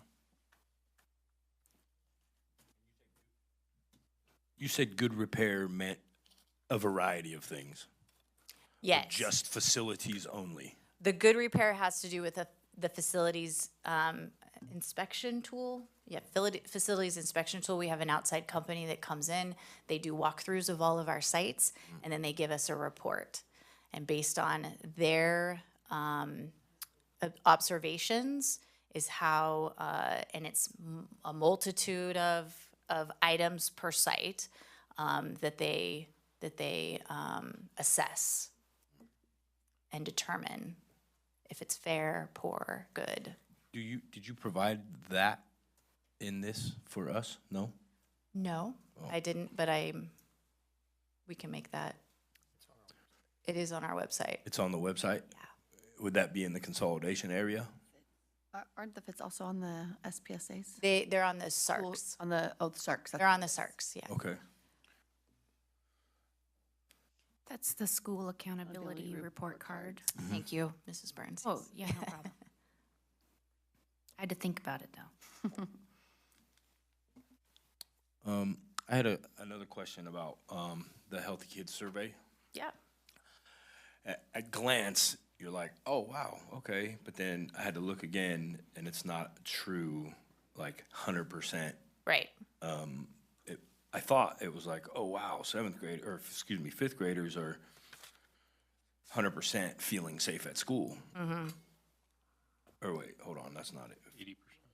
Well, because here, so this color here in feel safe at school. They're at Okay, I got it. Yeah, fifth graders. 79. Yeah, 79%. And it made me think 100% of them are feeling safe at school, but then I had to look, and that's not the case. But where I'm going is the concern of under 50% of our kids, 7th through 11th, don't feel safe at school. And Ms. Burns, I appreciate your optimism with saying look at things the other way, but that's why you're on the board to counteract my seeing things my way, you see things I your way. appreciate that. Yeah, I mean, we're tight. But these concern me, as I'm sure you two and everybody else. Yeah. Is it safe to assume we're working on rising these bars? Yes, having been a middle school administrator, middle school is tough. For sure. I think we can all agree to that. It's tough. Kids don't have their frontal lobes developed in their brains yet, and so some of their decision-making skills are not necessarily what we would like them to be. I always notate them as children that are trying to be adults and trying to be big kids and not yet having that capacity. Social media has not helped the situation. So I will tell you, there's a lot of factors in there. But what I will tell you, again, having been a middle school administrator, because that's where our scores are the lowest, is that it's a culture piece at our middle schools. And I think we have a lot of opportunity for growth in that culture piece, making kids feel like they want to be at school rather than feeling unsafe. Okay. I just wanted to point out that was a concern to me.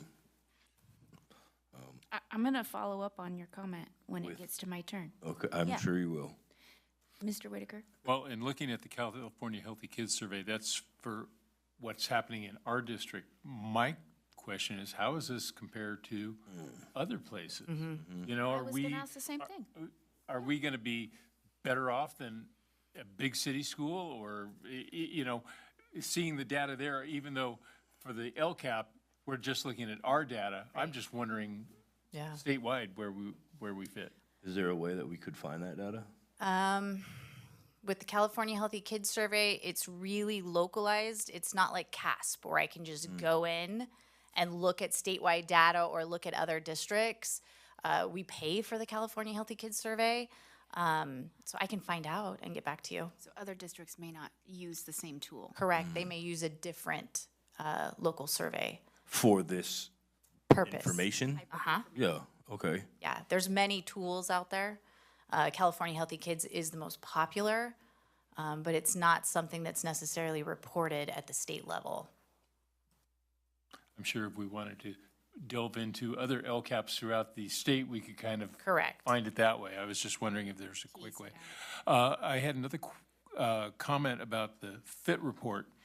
And I kind of directing this to Mr. Critchfield because he's presented that in the past. Generally, a good status, you know, that we have one school that meets that. If I remember correctly, sometimes if you just get one ding in a certain area, it knocks you out of the good repair. Am I remembering Yeah, that absolutely. correctly? The FIT report, I mean, it informs you with some good information, but it's an imperfect tool, no doubt about it. I mean, so yeah, you can have a very imbalance situation at a school where many buildings are in good repair, but one is not. And depending on what's not in good repair, it can categorize that entire school as not being in good repair. And so, yeah, it can, the FIT report it's one tool to assess your facilities, but it is not like a be-all, end-all. Yeah, and when we have used this tool, we see it and we go, oh, this right here, this is a pretty major thing. We get on it on a fairly quickly basis, I would. That's the goal. I mean, our maintenance department runs that Yeah. through consultants who then look at the FIT report, who do the FIT report. Yeah, so it's, what I'm driving at here is the 8%, there are things, we're probably better than 8%, but because of the one or two items at a school might drop us down Yeah, it's not every category we sit at 8%. It's overall. the schools. So it's just the percentage of your schools that are categorized in good repair. Okay, thank you. No further questions or comments. So, Mr. Whitaker, you actually, Stole your question? well, you did ask one of my questions, which was, you know, I'm always seeking that greater context in terms of what do our indicators really indicate, you know, not just for us, but, you know, over time, or maybe in comparison with our neighbors, or maybe with school districts that aren't very close to us, but, you know, like where are we in the grand scheme?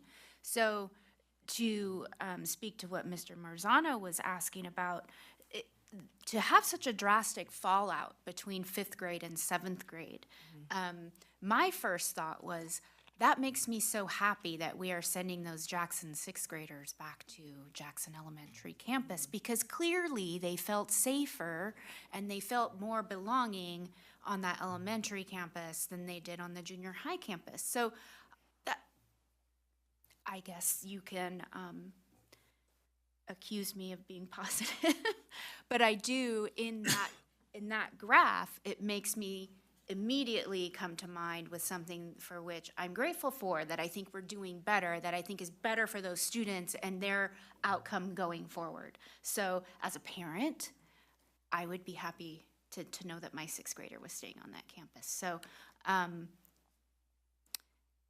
we clearly have some improvement ahead of us for our older grades. I think that gives us a great goal.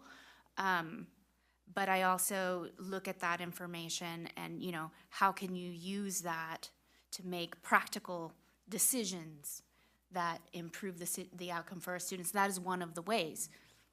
I expect to, hopefully maybe over time we'll see that reflected, as it'll take a few years because you only take the survey every 2 years. Maybe we'll see a reflection of that in the Healthy Kids Survey results for Jackson L and Jackson Junior High. Are there any additional questions or comments on the?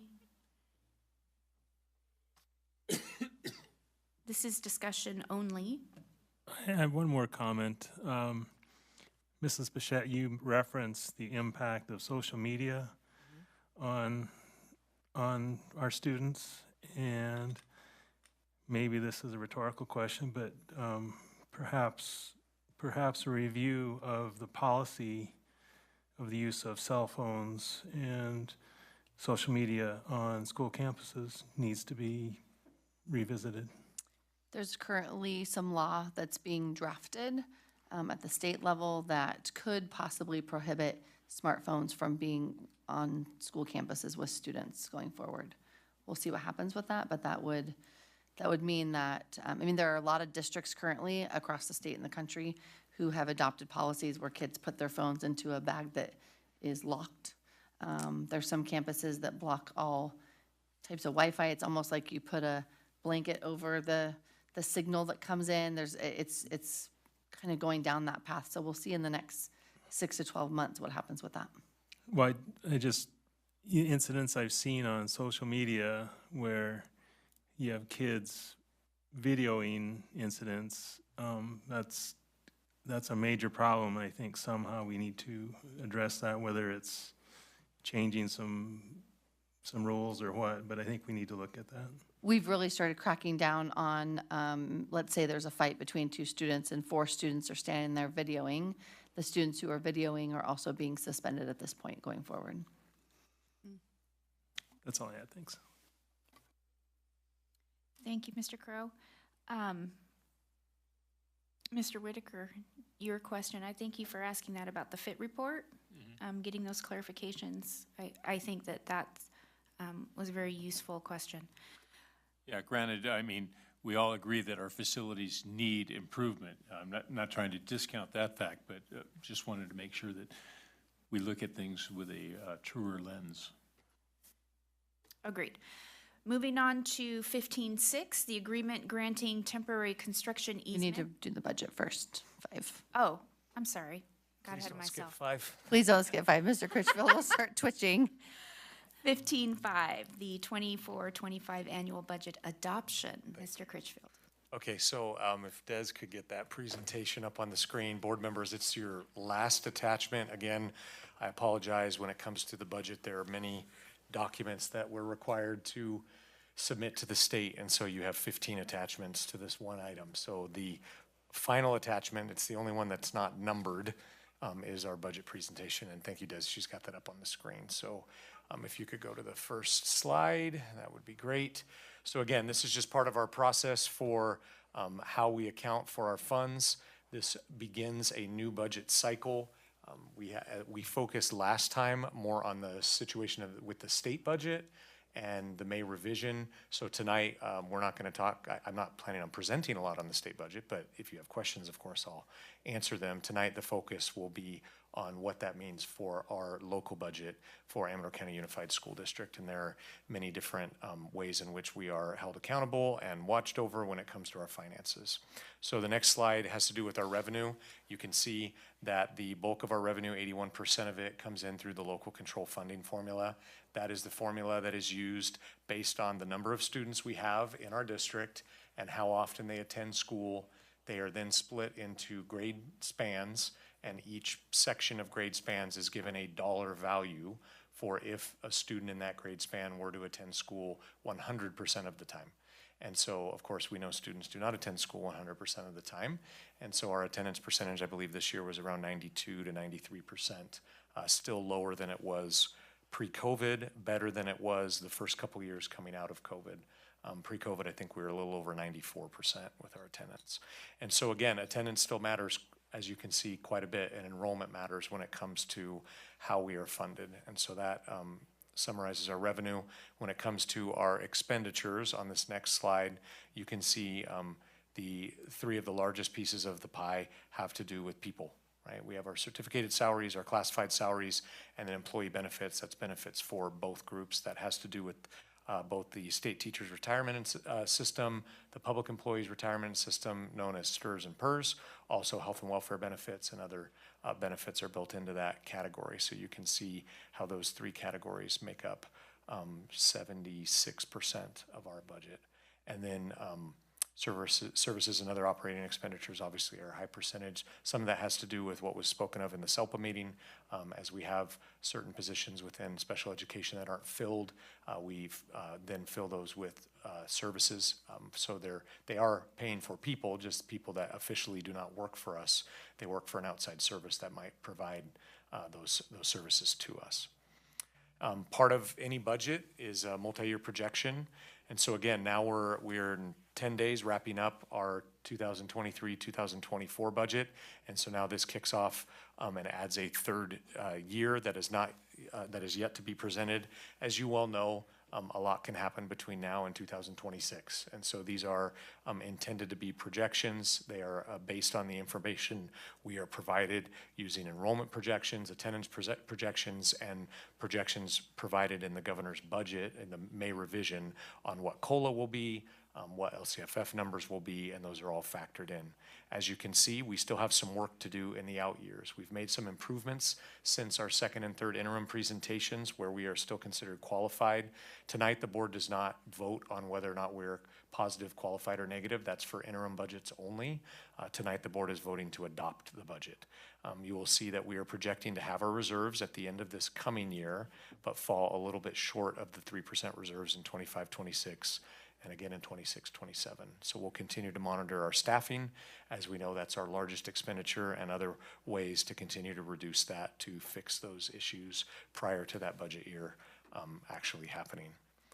The next slide, you'll see has to do with our ending fund balance and projected reserves. The most important number is the dark blue bar.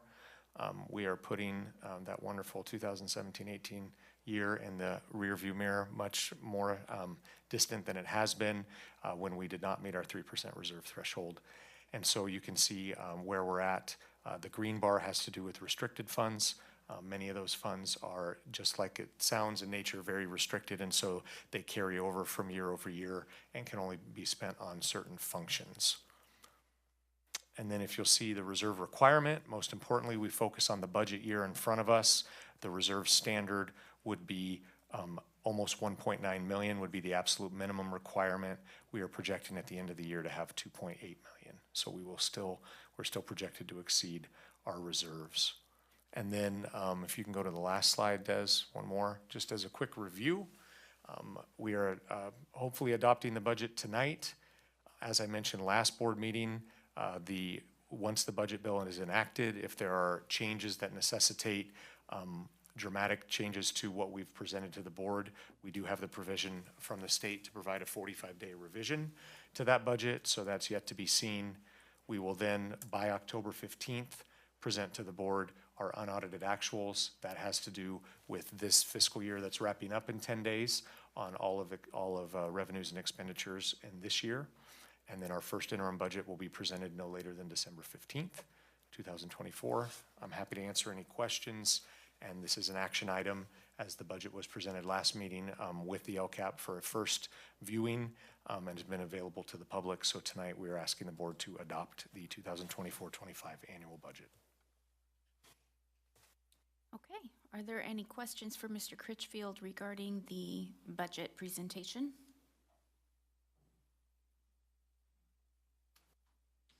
While you guys are gathering your thoughts, I had a question on one of the slides. Sure. And it was the moving forward slide on page 4.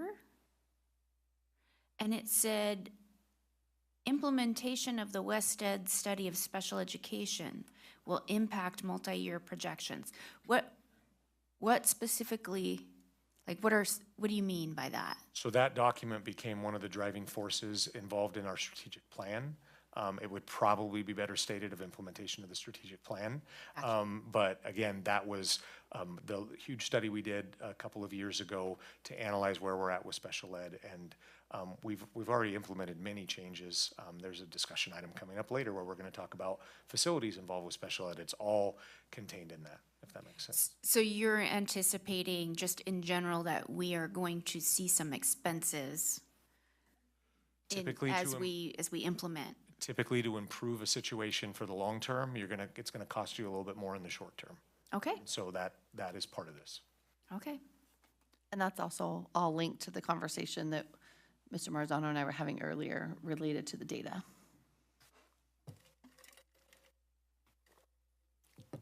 All right, so do we have any questions yet? I don't have any Or no? questions. I don't have Okay. any questions. I have a question. I don't remember which one it is. 3 Form 13 Cafeteria Special Revenue Fund. Yes? I go down to expenditures and it says, what's coming up? 24, 25? Right. 24, 25, we're gonna, if I'm reading it correctly, we're gonna spend $3,050,635 on cafeteria fund, correct? Correct. Yeah. $3,059,635. Okay.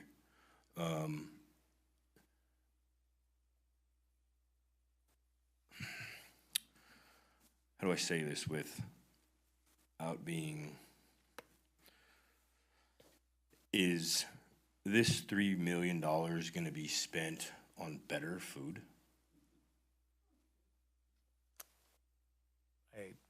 I would prefer you explain yourself more. Are you implying that the food is not good? If I said better food, that means the food is not that good. There's room for improvement, is what you're saying? Absolutely. I mean, if we're spending $3 million on what they're eating, that concerns me. I don't know. So remember, this also has to do, that's not just a food bill. For right? sure. It's the staffing. Right. Or Oh, yeah, food yeah. service is contained. Can you within show that me 3 what we million. spend on food? So the majority of that is going to be, if you look right above that total, it's section B, item 4. It would be listed under books and supplies. Food is considered a supply. Got it. So that 1.481 million, Okay. the majority of that is what is being spent on food. Okay. Okay. I still would say spending almost $1.5 million. What do we do for better food for our? So I can talk to our food services director about that. I know he is working on implementing more scratch cooking. That tends to be the biggest What is priority. when scratch cooking? It means not packaged meals, yeah. like we're actually making the food. Yeah. I mean, a So- honey bun and a protein bar, like, I get it when busy parents are moving and grooving. Right. But when you're at school, I don't know. And I can't speak for all kids, but I'll speak for some that I at least know for a fact, like, oh, what'd you eat for school? What'd you eat at school? The vending machine? Like, what? Rye. Oh, that food's horrible. I mean, it's a consensus for most kids. And to be honest, when I have at the school, whether it be as a guest or somebody paying for food, it's kind of like, oh my God. Okay. I can give that feedback to our food service director, and I'm sure it's not a shock to him. I don't know. Okay. But I just think it's just a thought. okay.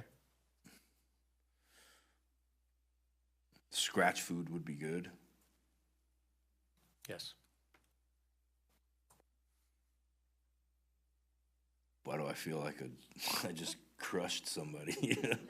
I'm just thinking of like, I mean, come on, you know, the typical man.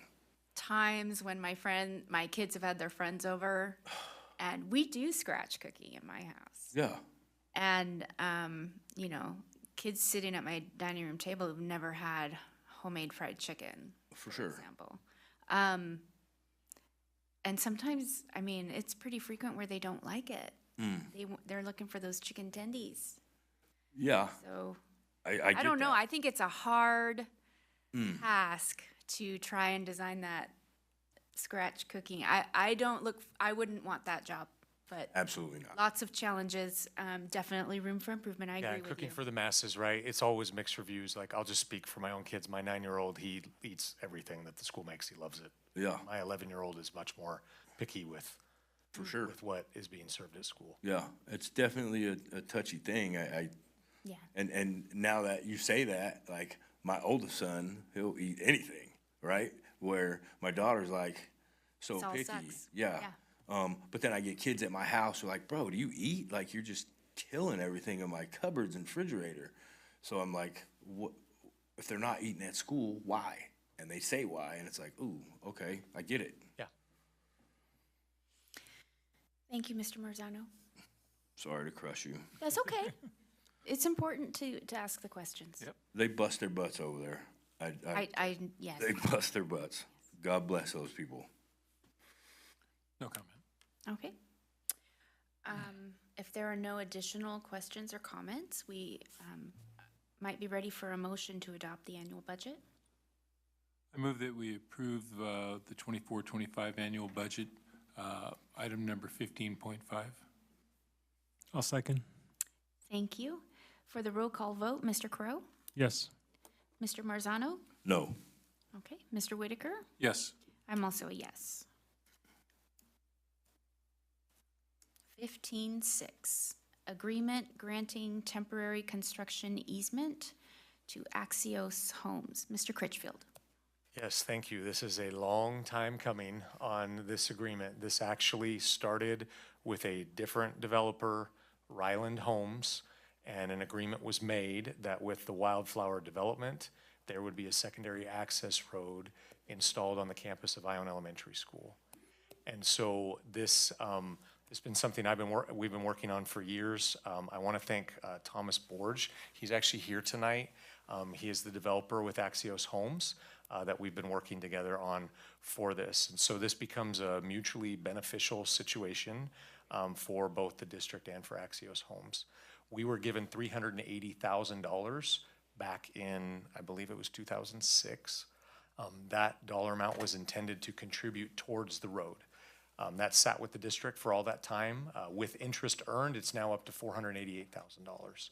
And so that money, even though we're holding it, it's not considered ours. It was intended for this specific agreement that was notarized many years ago.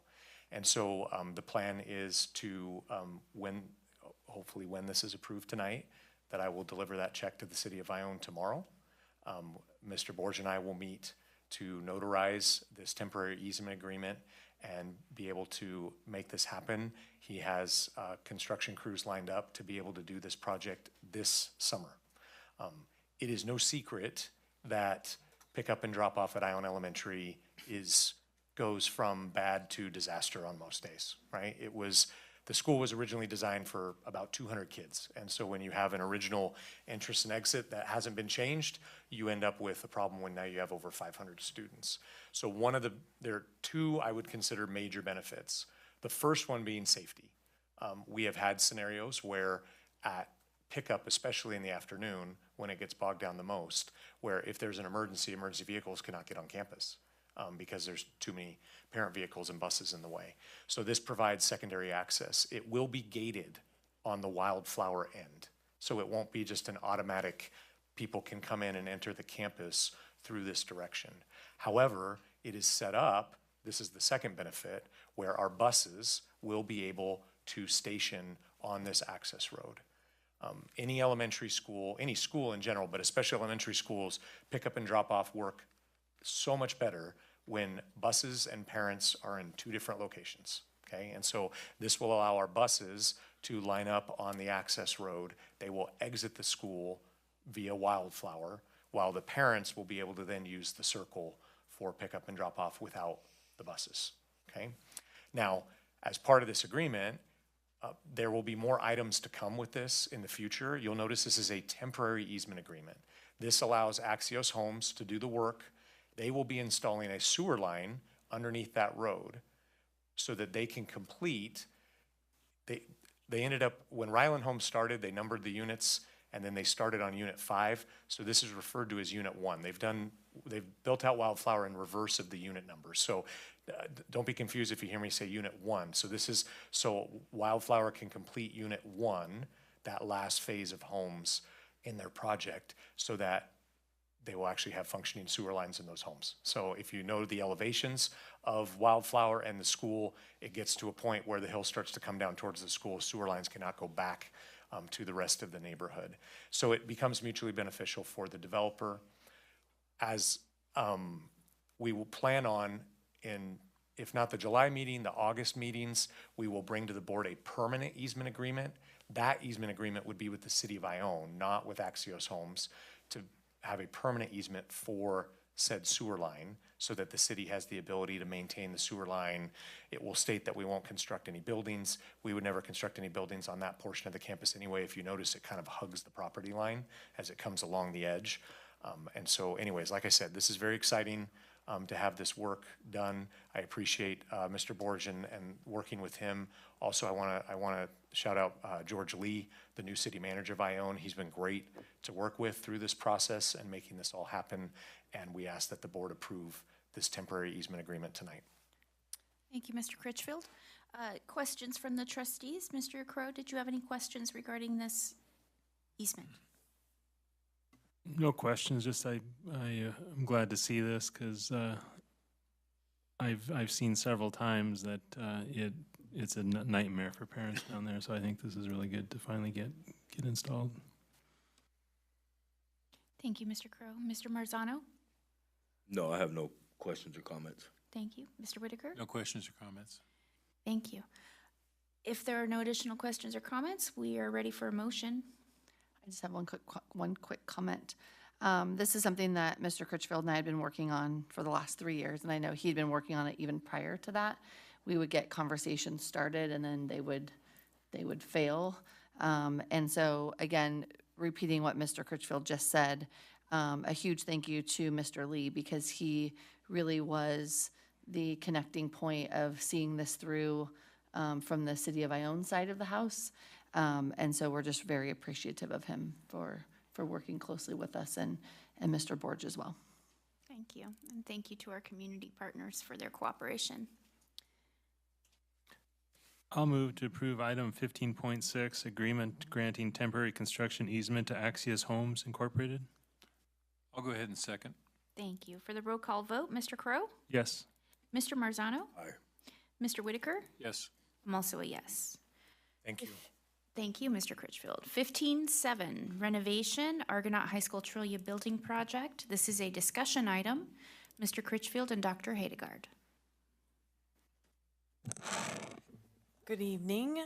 So we would like to highlight just the renovations that are taking place currently up at the Trillia building. But at the last board meeting, we highlighted for the same building, the renovations that were taking place in order to bring a ceramics program to the campus.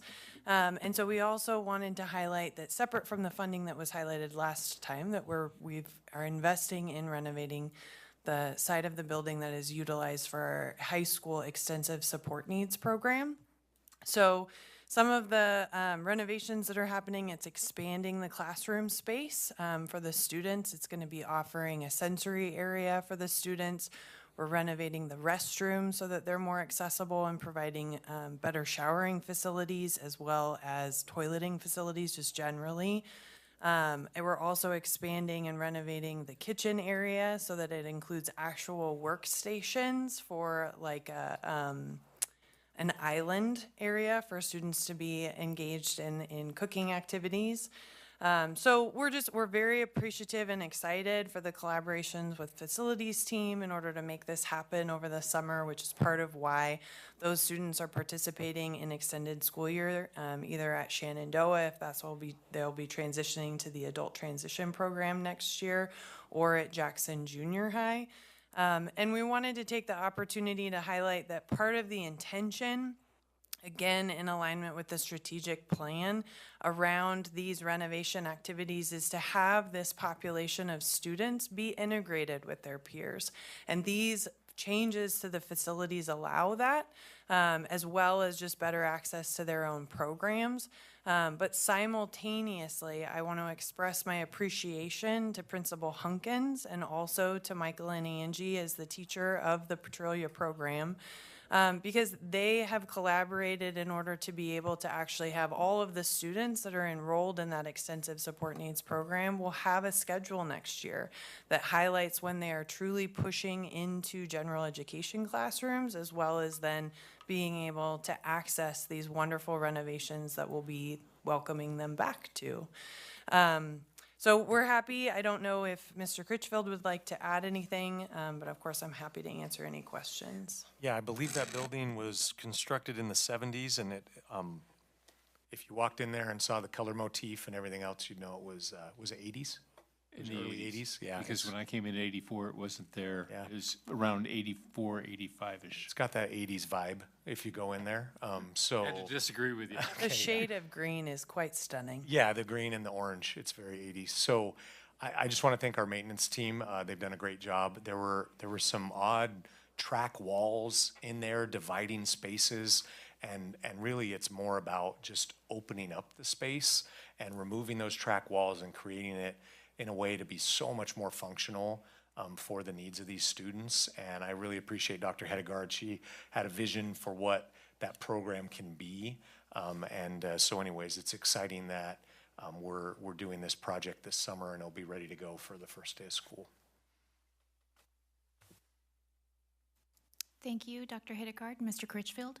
Are there any questions regarding the renovations for them? Mr. Crow? No questions. Mr. Marzano? I don't have any questions. Maybe a suggestion of do they do the groundskeeping or weed eating, like while the kids are not in campus or around that building? Because I know you're losing the building because of the weeds. Right, yeah, they're working on all of that this summer to clear everything out. Yep. Thank you, Mr. Marzano. Mr. Whitaker? It's about time that building get a few upgrades. Yeah. Glad to see that. I think the students will be excited for them and the teachers as well. If there are no additional questions, this was only a discussion item, so I'm going to move on to 15.8, which is a public hearing. These are never awkward. California Code of Regulations, Title V, Section 3043D, requires an extended school year program be provided for a minimum of 20 instructional days, including holidays, for special education students who qualify with mild to moderate or extensive support needs. The Amador County Unified School District received the approval of the board on March 6, 2024, and support from bargaining partners to request a waiver from the California Department of Education to modify the required special education extended school year from 20 days to 15 days. Operating under this model provides for the equivalent number of instructional minutes for students while maximizing attendance and staffing options. The California Department of Education waiver process requires that we hold a public hearing on the matter to ensure that an adequate opportunity has been presented to the greater community to provide feedback on the matter. So we're going to go ahead and declare the public hearing open. I don't have any comment cards for that public hearing, but I would like to remind everyone that the reason we do the waiver from 20 to 15 days is because both the families and the staff appreciate the shorter time period so that they are able to also have their vacations and their time off over the summer adequately. So it's kind of a mutual benefit for everyone. Since there are no public comments, I'm going to go ahead and close the public hearing. And that brings us to 15.9, MOU with Western Governors University for 24-25. Dr. Palazuelos. Good evening, trustees. This is a memorandum of understanding with the Western Governors University. They're a Utah-based institution. We have quite a few staff that have actually taken part in the programming there. There's no cost to the school district. This is an ability for us to have a clinical experience agreement with Western Governors, and as much as possible try to utilize them as another resource in trying to get more credentialed staff in our district and in our schools. I would recommend approval. Thank you, Dr. Palazuelos. Do we have any questions for Dr. Palazuelos regarding this MOU? Mr. Marzano? Okay, if there are no questions, you are seeking approval for this item, correct, Dr. Palazuelos? That's correct. Okay, then we're ready for a motion. I'll move to approve item 15.9, the MOU with Western Governors University for 2024-2025. I'll second. Thank you. For the roll call vote, Mr. Crow? Yes. Mr. Marzano? Aye. Mr. Whitaker? Yes. I'm also a yes. This brings us to our final discussion action item tonight, 15.10, ACTA, tentative agreement with Amador County Teachers Association, Article 14, compensation. Dr. Palazuelos, we have an A and a B. I'll take on the A, and my colleague, congratulations, our interim superintendent, Mr. Critchfield, he'll take on the B. So in this particular item, first want to thank and recognize ACTA, or Amador County Teachers Association. They ratified this agreement on June 18th. Received a communication from our president, Jeannie Jensen, who's here this evening. And trustees, in this particular item, this is a item that the term of the collective bargaining agreement is extended to June 30th of 2025. Compensation would be effective July 1, 2024.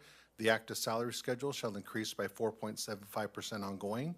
Effective July 1, 2024, the hourly rate of pay will be increased from $45 per hour to $51.85 per hour.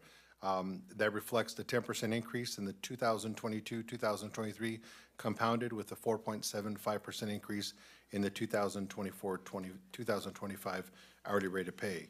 It also includes an early retirement incentive for 2023-2024. The language here identifies a $10,000 contribution to a health retirement account for members that were employed that retired. We actually currently have a side letter of agreement that we've extended to our partners with ACTA that they're reviewing, which would provide a new avenue for individuals that have retired this past year as well as for next year. And then in next year, an early retirement incentive of $10,000 for those folks that notify us that their intent to retire by February 10th. And at this point, we would recommend approval on this item, which has been ratified by the Amador County Teachers Association and has our support. Thank you, Dr. Palazuelos. Do you need action on these items separately or together? They can be done together. Part B is just it's a public obligation since public dollars are being used that we disclose. We say 4.75%, but the document lays out the actual dollars being spent. So it's just a disclosure document that is a companion to the compensation agreement. Okay, so it'll be one motion. Yes. Okay. Is that all? Is that the end of the presentation? That was short. That is. Excellent. Are there any questions regarding the agreement? No questions, just glad to hear that there was some agreement made on this. Thank you, Mr. Crow. Mr. Marzano? No, I don't have any questions. Mr. Whitaker? No questions. I also am happy to hear that there is an agreement and that at least the compensation portion is going into next year as well. That's something to be glad for. So we will need a motion to approve both 1510A and B. I motion that we approve item 10A and B, the tentative agreement with the Amador County Teachers Association. Is there a second? I'll second. Thank you. For the roll call vote, Mr. Crow? Yes. Mr. Marzano? Aye. Mr. Whitaker? Yes. I'm also a yes. That concludes our discussion action items. Brings us to reports. Dr. Gibson? I don't really have a report. I just want to do a huge thank you to our staff. We have some amazing people who work in this district, from our district office staff to our teachers. And I also just want to give a huge shout out to Cabinet. This is a truly amazing team, and I'm really grateful for my time here and the friendships and professional relationships that I take from here that I will have for the rest of my career. And finally, I just want to congratulate Mr. Critchfield. I can't think of a better person to pass the baton to. So I am always your colleague and your friend, and I'm here for anything you need going forward. And I'm really proud of you. So congratulations. Thank you. Thank you, Dr. Gibson. I'm going to start with Mr. Crow. First off, I look forward to the historical timeline presentation regarding consolidation next month. I think that'll be a good starter as far as getting our focus on what we need to do and what our options are. Second, I want to thank Dr. Gibson for all her hard work and dedication to the district.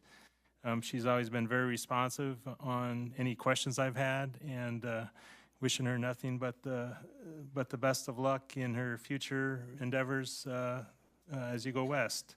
And congratulations to Mr. Critchfield. Thank you, Mr. Crow. Mr. Marzano, I have no report. how was your 7-on-7? What was that? How was your 7-on-7 tourney? Oh, it was good. Learned some things and things to work on. Kids did good, had So you're fun. busy? No injuries. Just because you have no report doesn't mean you're not up to things. But Okay. I wasn't All right. there as a board member. That's okay. Mr. Whitaker, Well, I want to congratulate Jared on his interim status. Hope it works out in the long run. And to Dr. Gibson, I hate to lose you. It's been a pleasure working with you. I have enjoyed it. Other things that have been said are very true, and I wish you the best. thank you, Mr. Whitaker. I have kind of already said that, but it still is true. I do, Mr. Critchfield, we haven't always agreed. And I value that because differences of opinion are important. I think it's good that internally, as a governance team, that we are questioning and testing the limits, and doing it publicly. I think that is an important part of the process of governance. So I appreciate you that you you're up to that task from me, from us, and from the public. So I think we're going to do, I look forward to a very productive year. I think that your leadership is going to be just what we need to get us through the transition. So thank you for being willing. That concludes our meeting for tonight. I hope everybody has a great summer. We will see you on Wednesday, July 24th. Our next meeting is tentatively scheduled to be held here at the Amador County Administration Building. Open session will start at 6:30 p.m. We are adjourned. It is 7:49. Do you need a break before the county meeting? No? Okay. We're going to roll right into the county meeting. Thank you, everyone, for sitting here on a summer night. I appreciate you.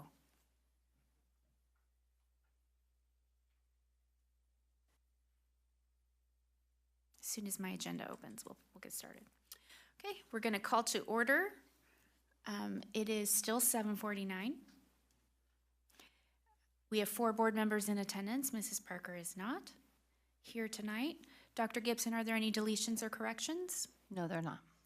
Okay, we do not have any presentations or recognitions for the county meeting. We also do not have any, oh, we do. Is Ms. Matheson here? No. No? Okay. Was that a public comment card? Okay, we're all ready to public comments. A person wishing to be heard by the board shall first be recognized by the president and shall then proceed to comment as briefly as the subject permits. Oh, this is on the agenda. Item 11, or 10.4. Okay, so this is not a non-agenda item. Correct. Okay, so we don't have any public comments on non-agenda items. For the consent agenda, are there any questions? No? Okay, then we need a motion to approve the consent agenda. I'll move to approve item 8, consent agenda. Thank you, Mr. Crow. I will second. Thank you, Mr. Whitaker. For the roll call vote, Mr. Crow? Yes. Mr. Marzano? Aye. Thank you. Mr. Whitaker? Yes. I'm also a yes. We have no communications to report tonight. For discussion action items, number 1, appointment of Amador County Office of Education Superintendent of Schools to fill the vacancy.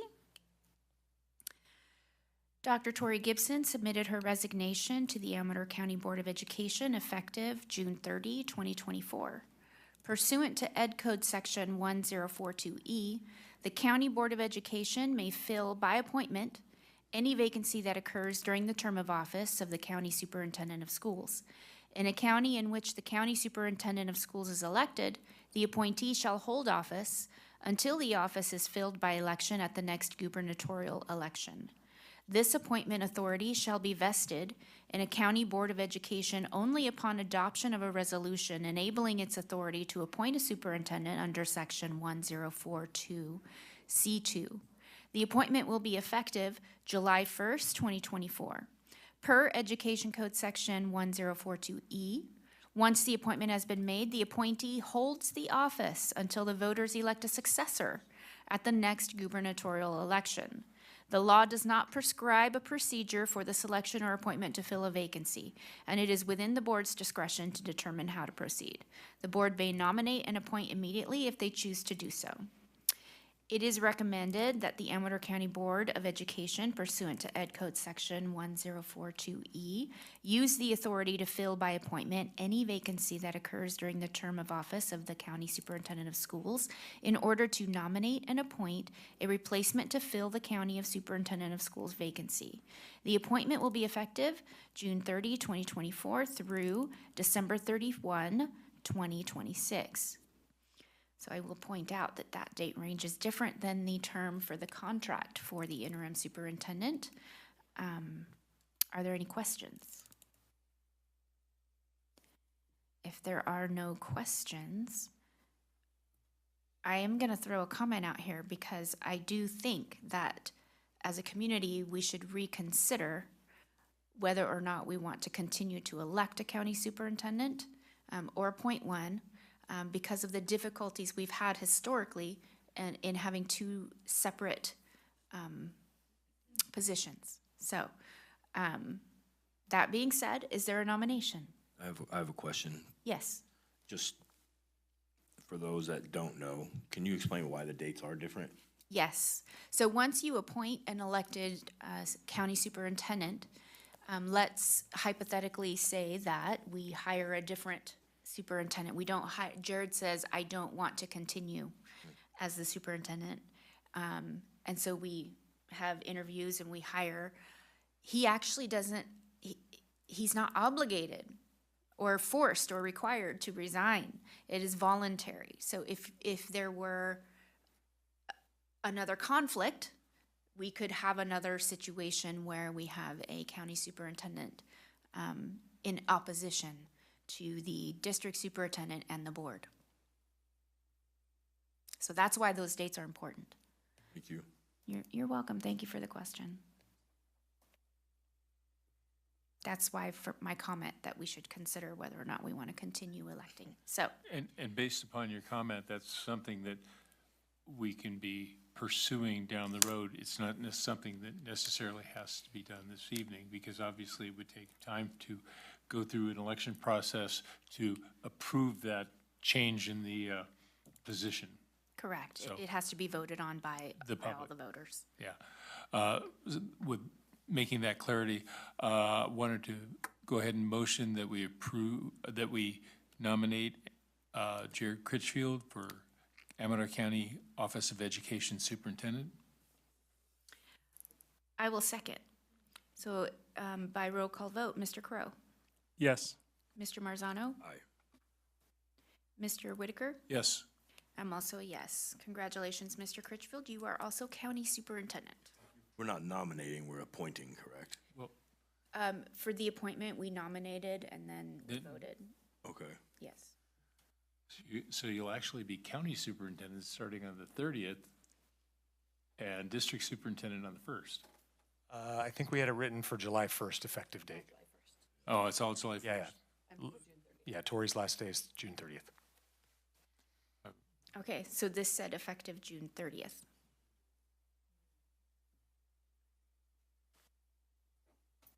On the The record. appointment will be effective June 30 You can do through a table. December 31.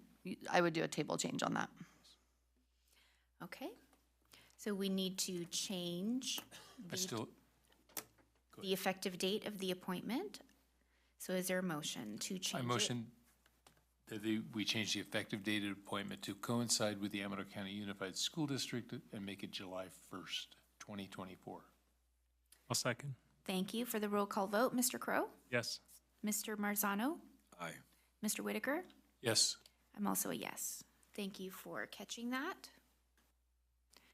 And now we're going to item 10.2, establish salary for Amador County Office of Education, Superintendent of Schools. This is my item. The County Board of Education establishes the salary of the County Superintendent of Schools per California Constitution, Article 9, Section 3.1B. The Amador County Board of Education has the authority to set the salary of the County Superintendent of Schools. It is the authority of the County Board of Education to set the County Superintendent of Schools salary to $1 per year.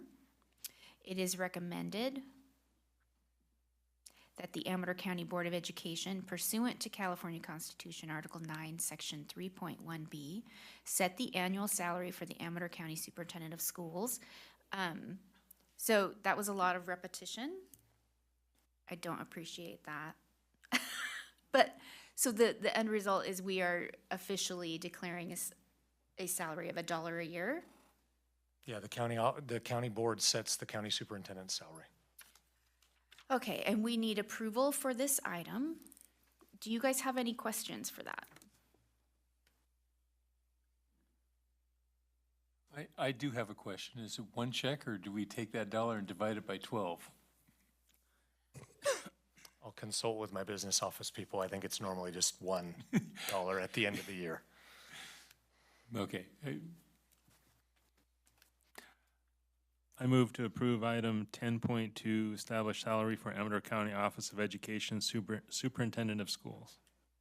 I'll go ahead and second. Thank you, Mr. Crow. Mr. Whitaker, for the roll call vote, Mr. Crow? Yes. Mr. Marzano? Aye. Mr. Whitaker? Yes. I'm also a yes. 10.3, 2024-25, Local Control Accountability Plan, second reading and adoption. Mrs. Pichette? Yes, this is just a companion item because we are a single. We do a combined County Office of Education, Unified School District LCAP. It's in one document. So this will be for the county office side for the board to approve the same document, LCAP document, as was approved in the district side. Thank you, Mrs. Pichette. Are there any additional questions for the LCAP? If not, we're ready for a motion to approve. I motion we approve item 10.3, the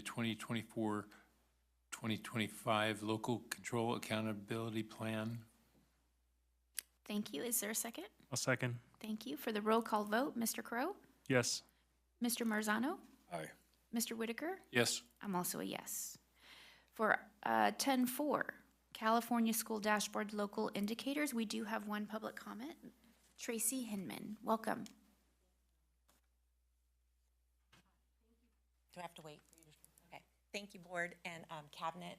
I have a question regarding the dashboard information. I see that on the academics, number one, indicator number one, it says for the school year 21-22, and then the California Healthy Kids Survey is the 22-23 school year. But what I'm unclear about is if all of the academic data, all 10 indicators, were the 21-22 school year, or if it was just the first one. And then I guess I would have it's not a nice comment, but kind of how come the state can't get their data together to provide for schools and force schools to have to get their data together for the state. I don't know. Dr. Gibson, you probably run into that all the time as, sort of the double standard. But I do, as a community member and a school employee, then how valid is that information to us? How valid is it? I mean, it's old now. So that I just had that comment just to clarify, and looking forward to you clarifying that, and thank you very much. Thank you, Mrs. Hinman. I'm happy to answer that question. Are you I okay would with love that? that. Yes. I would say I 100% concur with your questions, Mrs. Hinman. And yes, if we had current data, and I'll just give some examples. The state is very methodical about releasing public data. So for instance, like CASP data or California School Dashboard data, when we test students and we take that survey data all year, it takes them until December to put it out publicly. And so we don't even have it available to us until December of the next year. It's why we had SIPSAs on our agenda for this year, or excuse me, for this board meeting, because normally we were doing those in the fall, and I don't know how involved Mrs. Jensen or Mrs. Hinman you were with SIPSAs, but we would do those in the fall, but we couldn't even get them on a board agenda until we had the current data, which wasn't until December, and so we would have a SIPSA that was approved mid-year. So I had asked, so yes, we are using old data for our SIPSAs, we are using old data for these reports, but it is the way that it is set up. It is the system that it is how it's set up, right, wrong, or indifferent. Thank you. You're welcome. Are there any additional questions for Mrs. Pichette? Is this a discussion only item? Discussion only. Thank you for All right, clarification. excellent. So if there are no additional questions, we're going to move on to 10.5, the 24-25 budget adoption. Mr. Critchfield. Yes, thank you. This budget adoption, while the numbers are different, as I've discussed in the past, we we operate in many ways as one organization, as the Amador County Office of Education, the Amador County Unified School District. However, on paper, we are two agencies and we are required to have two budgets. And so this is a breakdown of the county office numbers. You'll notice in many ways it mirrors the district. Obviously, the scale is smaller. We have a much larger portion of our funds that come in and are expended on the district side. There are many of the funds spent on the county office side are for special education. As you know, we also operate our own SELPA. Only one agency can be authorized to receive the revenues for the SELPA. And so certain special education revenues that come to SELPAs are actually coming in as revenue for the County Office of Education. And so that's why you'll see in the revenue breakdown and everything else that it looks a little bit different with the other state revenue. And again, projected to meet our reserves, still have some work to do in the out years to improve the budget, but we are projecting to have our reserves at the end of the 2024-2025 year, and I'm happy to answer any questions. Well, you mentioned the out years. Do we have in the last presentation for the Unified School District, yeah, you had percentages where we were, and I don't see that in this. Yeah, it's embedded in those documents. I'm sorry it didn't make it in the presentation, but again, it's percentage-wise, it mirrors very closely what you saw on the district side. Okay. Are there any additional comments or questions, Mr. Marzano? I have a question.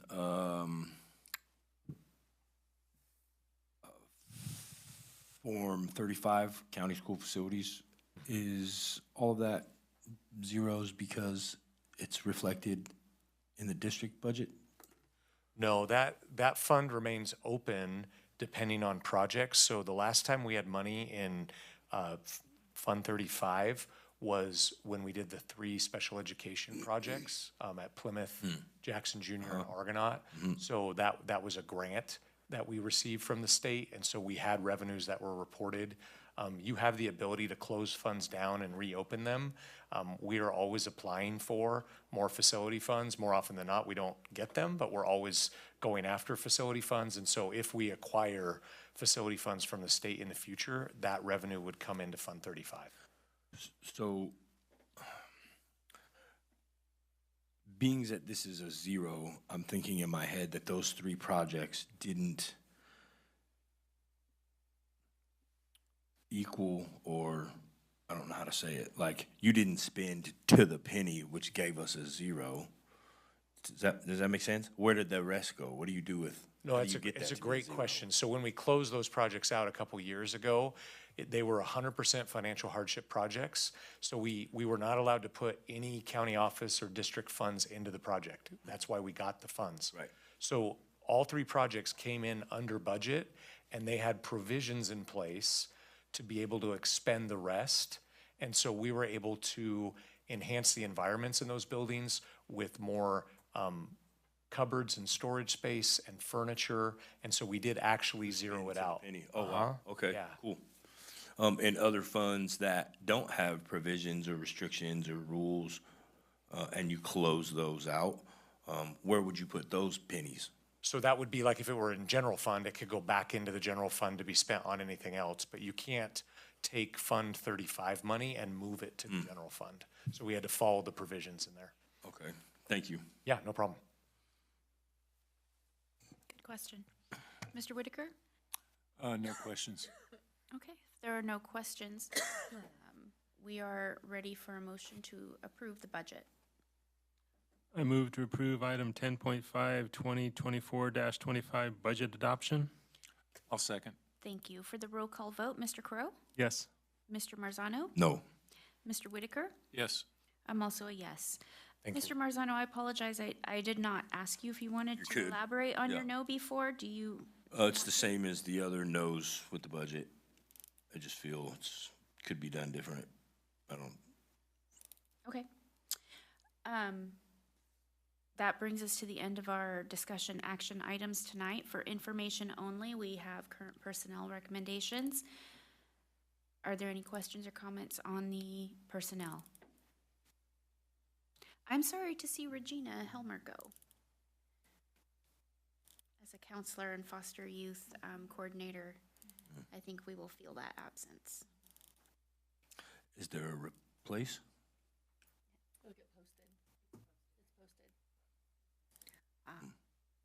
So that was a recent resignation. That doesn't bode well. Okay, and the reason I say that is because typically when people move around who are working for school districts, they do it before the end of the school year. So having a vacancy come at the very tail end of the school year, most people have stopped looking for a new position. So that's the reason for my disappointment. Information only number 2, special education preschool program discussion item. Dr. Hedegaard? Yes, thank you. We just are highlighting this evening that the County Office of Education, our preschool programs for special education falls under the responsibility of the County Office of Education. And in collaboration with our instructional partners, the teachers for preschool, we identified this year that Wednesdays were a particularly difficult day as a result of the early release for offering the AM and PM model of preschool, because it required that then PM continue to be during the AM. And so it just presented a lot of challenges for our staff, for the students and families.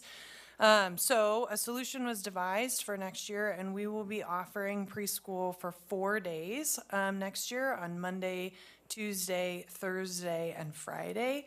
And that allows, as you know, many of our preschool staff, they spend a good portion of their time actually completing eligibility assessments.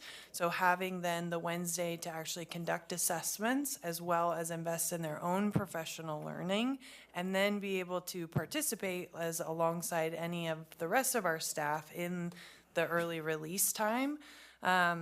So we're very excited about this. Families have been notified that we'll be returning to the preschool program. And so we just wanted to make sure that you were aware and, of course, answer any questions that you may have. Are there any questions for Dr. Hedegaard regarding the change in the preschool schedule? Have you received feedback yet from parents? How is that going? So far, the feedback that we have received is through the teachers before on that last week of school, and it was neutral essentially. I think there's always a desire for more, but at the same time, I think it was an understanding and a compromise that this was the least impactful for families, students, and staff. And then our office, on the prior written notice to families, our information is available as we're open over the summer, and we have not received any. No one has reached out on the matter at this time. Thank you. Yeah. When you said assessments, I know that that's one of the challenges we have is getting those assessments scheduled and completed as timely as we would like. So I am hopeful that starts improving now that they have that dedicated day. So I think that in that regard, anyway, that could be a good change, and hopefully the impact is not too negative on our families. Indeed. That is the end of our items today, other than reports. Dr. Gibson, do you have an additional report? No, I do not. Trustees, are there any additional reports? Just want to thank Dr. Gibson for her work again, and congratulations, Jared. Thank you, Mr. Crow. No report. Okay, I also have no report. That concludes our meeting tonight. Our next meeting for the Amador County Office of Ed is Wednesday, July 24th, tentatively scheduled to be held here at the Amador County Administration Building. Open session will start